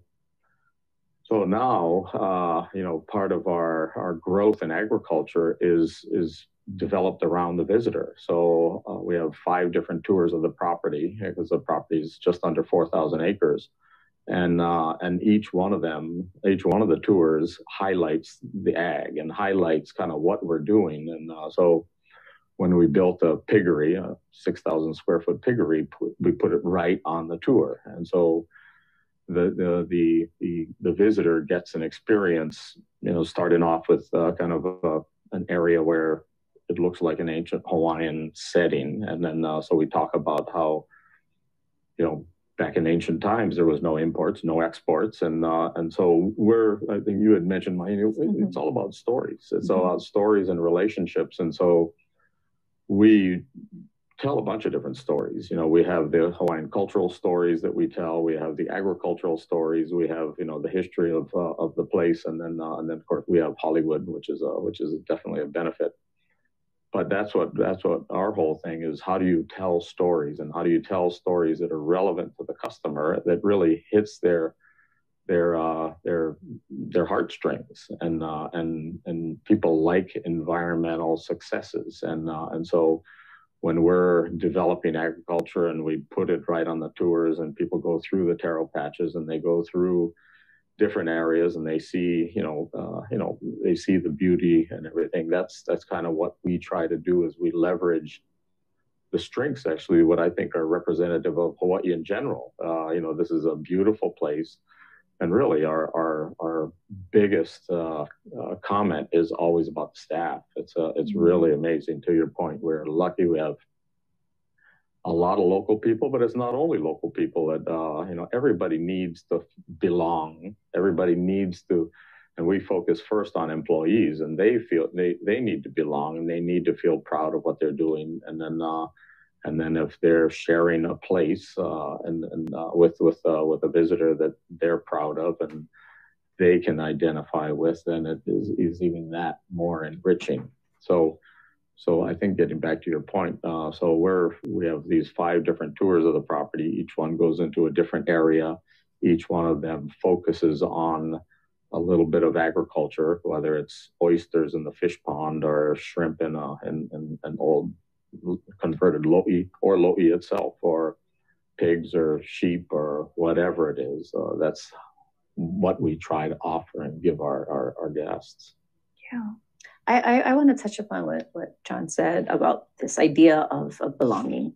You're right. I mean, that's core to humanity, right? That's sense of belonging, sense of connectedness is, really important. I I just think we know when we've had magical and transformative moments. Like one that comes to mind. Stories about it. Right, we tell stories about it. And one of the moments that comes to mind is in 2016 where we had our Pani Kapuka event, right? Where we wanted to invite all of our supporters to come and help us close a puka within a wall that hadn't been closed for over 50 years. And it was significant because it represented community coming together over 15 plus years and to celebrate, right?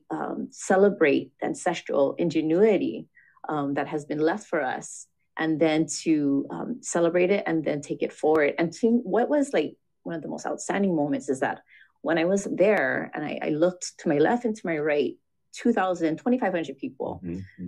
You saw military officers. You saw the governor. You saw moms and dads. You saw kupuna. You saw educators. You saw kumuhula. You saw business people. Folks that you might see on Bishop Street. And so it's this idea that we can all collectively come together and we can be there to serve Hawaii. And I just think that's the kind of experiences that we all want first as community.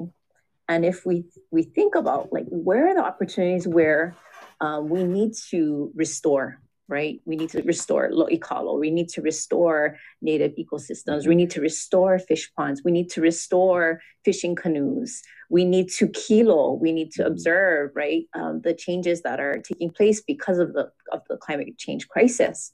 And how do we make sure that we do that as a community first here at home, and then seek out opportunities to continue to invite the conscious traveler to join into our kuleana, because we belong here, and because we belong to this legacy of kuleana. And we need to pass that on to the visitor, that they belong. That's right. And our newest program is the Malama program, and we provide an opportunity for people to get into the taro patch with Evie right now. It's a relatively small operation, but she's gotten great reviews. The program's gotten great reviews, and people love that. They because they're belonging now, and so. And the next one coming up is going to be a tree planting thing where people will be able to go up into and plant their own tree. And so those are, but people want to belong. They want to belong. They want to make a difference. The Pani Kapuka was an amazing event. Yeah. So that's great. Yeah. All of us know we live in such a unique and beautiful place that we have family or friends that come and visit, right? And we have to also learn to play host personally, and we also want to create authentic experiences. And I recently had a friend visiting from college, and I was trying to figure out what authentic experiences could I take this really close friend on, so they can really connect deeply with Hawaii, belong, find that sense of place. And I was looking for ag tours. I was like, could have forced them on the things I'm passionate about. Kalamai, sorry, friend. But I looked for different ag tour opportunities, and I want to give a shout out Kohana Rum. We decided to go there. They were passionate about sampling alcohol. I was passionate about an agricultural tour. And I just have to say, they did a great job. I learned about native coal and sugarcane. And, growing up, you just know, oh, that's sugarcane. I was raised on top of an old sugar cane in Kapolei. Like our houses, our homes, Kapolei was built on old sugar cane. So to be able to connect just in an agricultural tour personally as a Native Hawaiian, not understanding all the native varieties, they could have picked any variety. Maybe there's non-native sugar cane that tastes better, but they said, no, we're going to use the native varieties and we're going to source those. We're going to teach people about them. And that's how we're going to create an authentic experience. And I just appreciate that they do that. They also take old barrels and some of that waste and have partners to transition that so it gets fully utilized so they can reduce their waste. So I think there definitely are more businesses and opportunities that in our community for businesses to be authentic, to create more of those authentic experiences. So there's definitely an opportunity to create more authentic visitor experiences. And so, when we think of circular economy and we talked about tools for those kind of building up, what are some of the things we need to work on, unweave or untie to make it easier for those opportunities to be plentiful, whether that's just for community, for personal, or to help businesses really be able to meet in this regenerative tourism model of circular economy? Is there missing links that we just kind of need to unravel, or whether it's legislative support, financial support, resources? What are those things that are tools, but more unraveling to those to create more ways for opportunities? Yeah, I think the larger businesses, they don't really need the help. I mean, because they're established, and everybody needs help, I guess, to whatever extent. But I guess what you made me think about was there are, people in our community that would like to take advantage of that, but don't know how. And part of the whole dynamic of tourism, or tourism that needs to be managed a little different, is communities need to accept tourism on their own terms, and so you need to navigate that one. And if you have a farmer who would love to be able to make a little extra money by having somebody come experience, it's got to work for both sides, and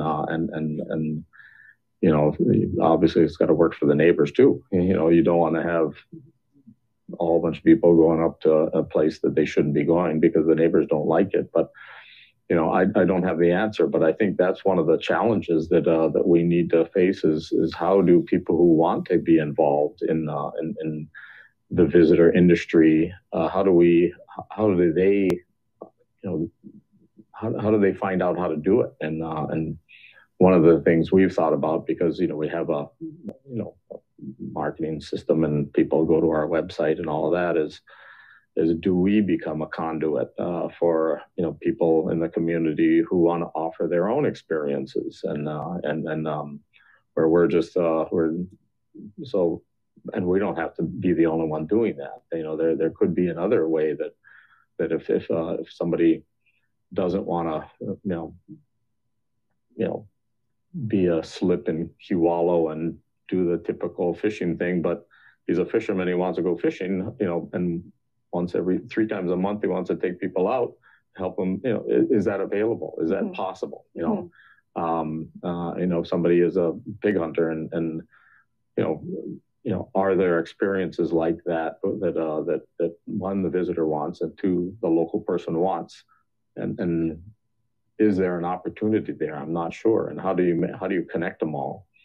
There's so many great things going on, in Hawaii that people would like to see. I mean, I know the Ma'o Farms people. Yes. They're wonderful. Yes. And they're not oriented toward visitors, and that's not their primary thing. But I know visitors would actually love to experience something as authentic as Ma'o Farms. And I don't want to throw Gary and Kukui into an area that they don't want to be, but I know that there are, visitors who want that kind of unique, small-time experience. And so that is an opportunity, I think. We still have to figure out how to put everybody together. Absolutely. I want to offer a couple of concrete areas as well. One is, I think we need to give more money, more funding to DLNR, because they're underfunded, in my opinion, to do the work that they must do, to care for all of our. They need to charge more money for some of the areas that are overused. Second point is, like, we have examples now. We have good examples of a fee-based operation at Wainapanapa and Maui, as well as Huina on Kauai.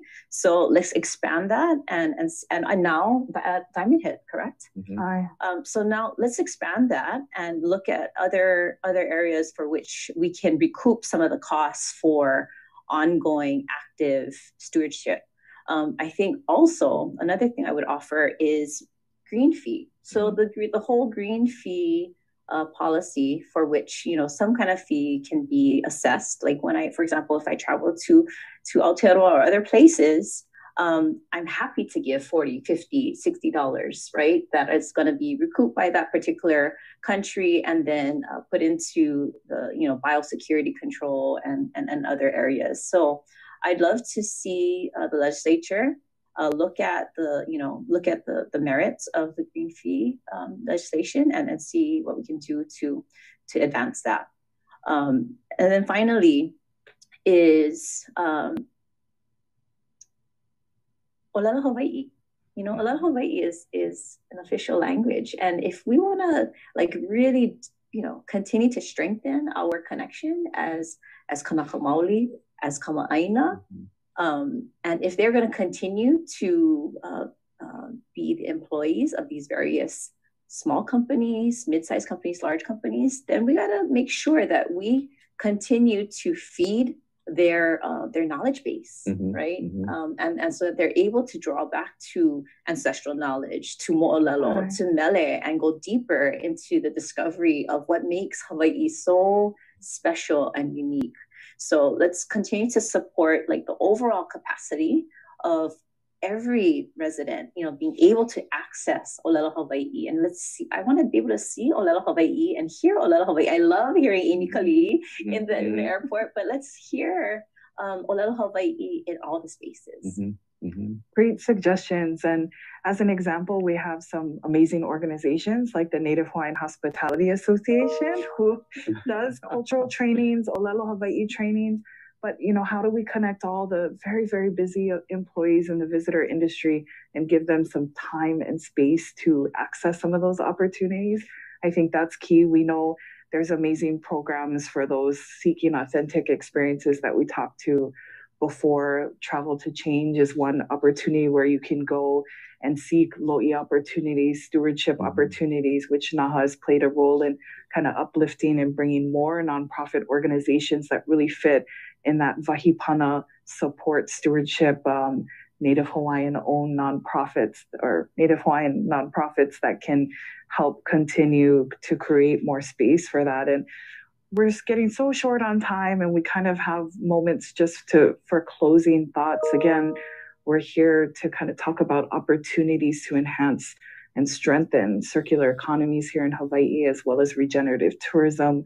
We know that Hawaii Tourism Authority is really focused on Malama Ku'uhome or Malama Hawaii as a core theme. So, and as we close, we'll just give time for each of you for those kind of closing thoughts, or if there's something we've been talking about that you just needed to add an additional comment, it's kind of open floor to you, John and Mahina, to just close us out. Yeah, great. Thanks, Kristen. It's and this has been wonderful, Mahine. Just seeing you again and being with you. I guess I'm an optimist. I think Hawaii's, the core strengths that we have are the people and our history and the culture and the Olelo, all of that. I'm optimistic that we can continue to build. It's one thing to start from a disadvantaged position, but we're not starting from a disadvantaged position. We need to be intentional about continuing to try to attract the mindful visitor. We need to continue to try to develop the infrastructure of tourism and our community better to serve all the needs but I think it gets back to the Opuali'i concept of it really is incumbent upon every one of the leaders here. It doesn't matter what the sector we're in, to try to keep on improving. And that whole po'okela, kulia ikanu, and just what can we do individually and collectively to push it forward, and the fund the DLNR. That's a great thing. Charge more for parks. Focus on the stress points, but not just complain about it. Come up with solutions. I feel for the people in Manuili, but too many people going and then in a place that can't accommodate them, and we need to focus on those kind of things. but I'm optimistic. I think we have a great community here, and I certainly appreciate NAHA for its leadership in bringing the culture to the focus of our most dominant industry. So thank you. Hello. So I'd like to just read our Ho'okipa principle for Aina Aloha Economic Futures. We are inclusive and embrace the collective that will call Hawaii home, grounded in the fundamental understanding that is our kuleana to control and manage our resources in a way that allows us to fulfill our role as hosts here in our Aina Aloha. And so when I read this, I think of my daughter, my 5-year-old, and it's really neat because she and I are just been a little bit more intentional. So when we go and visit some friends or family in Kohala or maybe in Hilo, we're making a point to prepare to be a gracious and a akamai guest, right? So the other part of this whole equation is like, how do we make sure that when we go and visit somebody else's home, that we are well prepared, that we don't place undue burden, that we let folks know that we are coming, and that we bring gifts, and we bring our good intentions, and we bring a willingness and openness to learn. And I think, when I get to sit down with my daughter and we have these conversations, they're very enlightening for what we can do in all our small ways and in our large ways. It's like, how do we shift that? How do we shift the relationship to something that is so much more, not only authentic, but it's just more ongoing as well. And I think that we just need to continue to think of our place here, not only in Hawaii, but in the world. And, we had a major climate change report that came out this past year. Many folks, we had a whole contingent that went to Copenhagen. And we know we only have 8 years for us to really reverse the harmful impacts that we have as a human society. And instead of, how do we create the situations that tourism is not the number one depleter of resource, of environmental resource, but how do we make it so that this sector can be the primary contributor to quality of life? I think that's the challenge before us.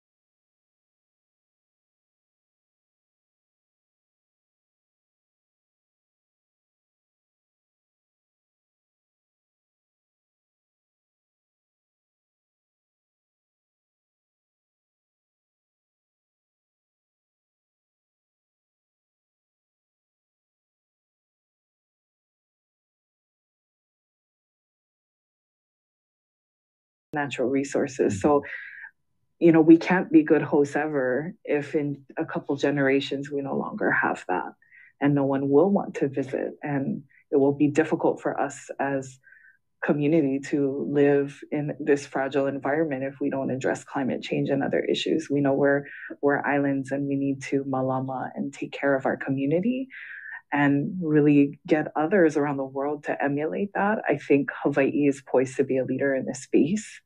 We have work to do to get there. So mahalo for your mana'o.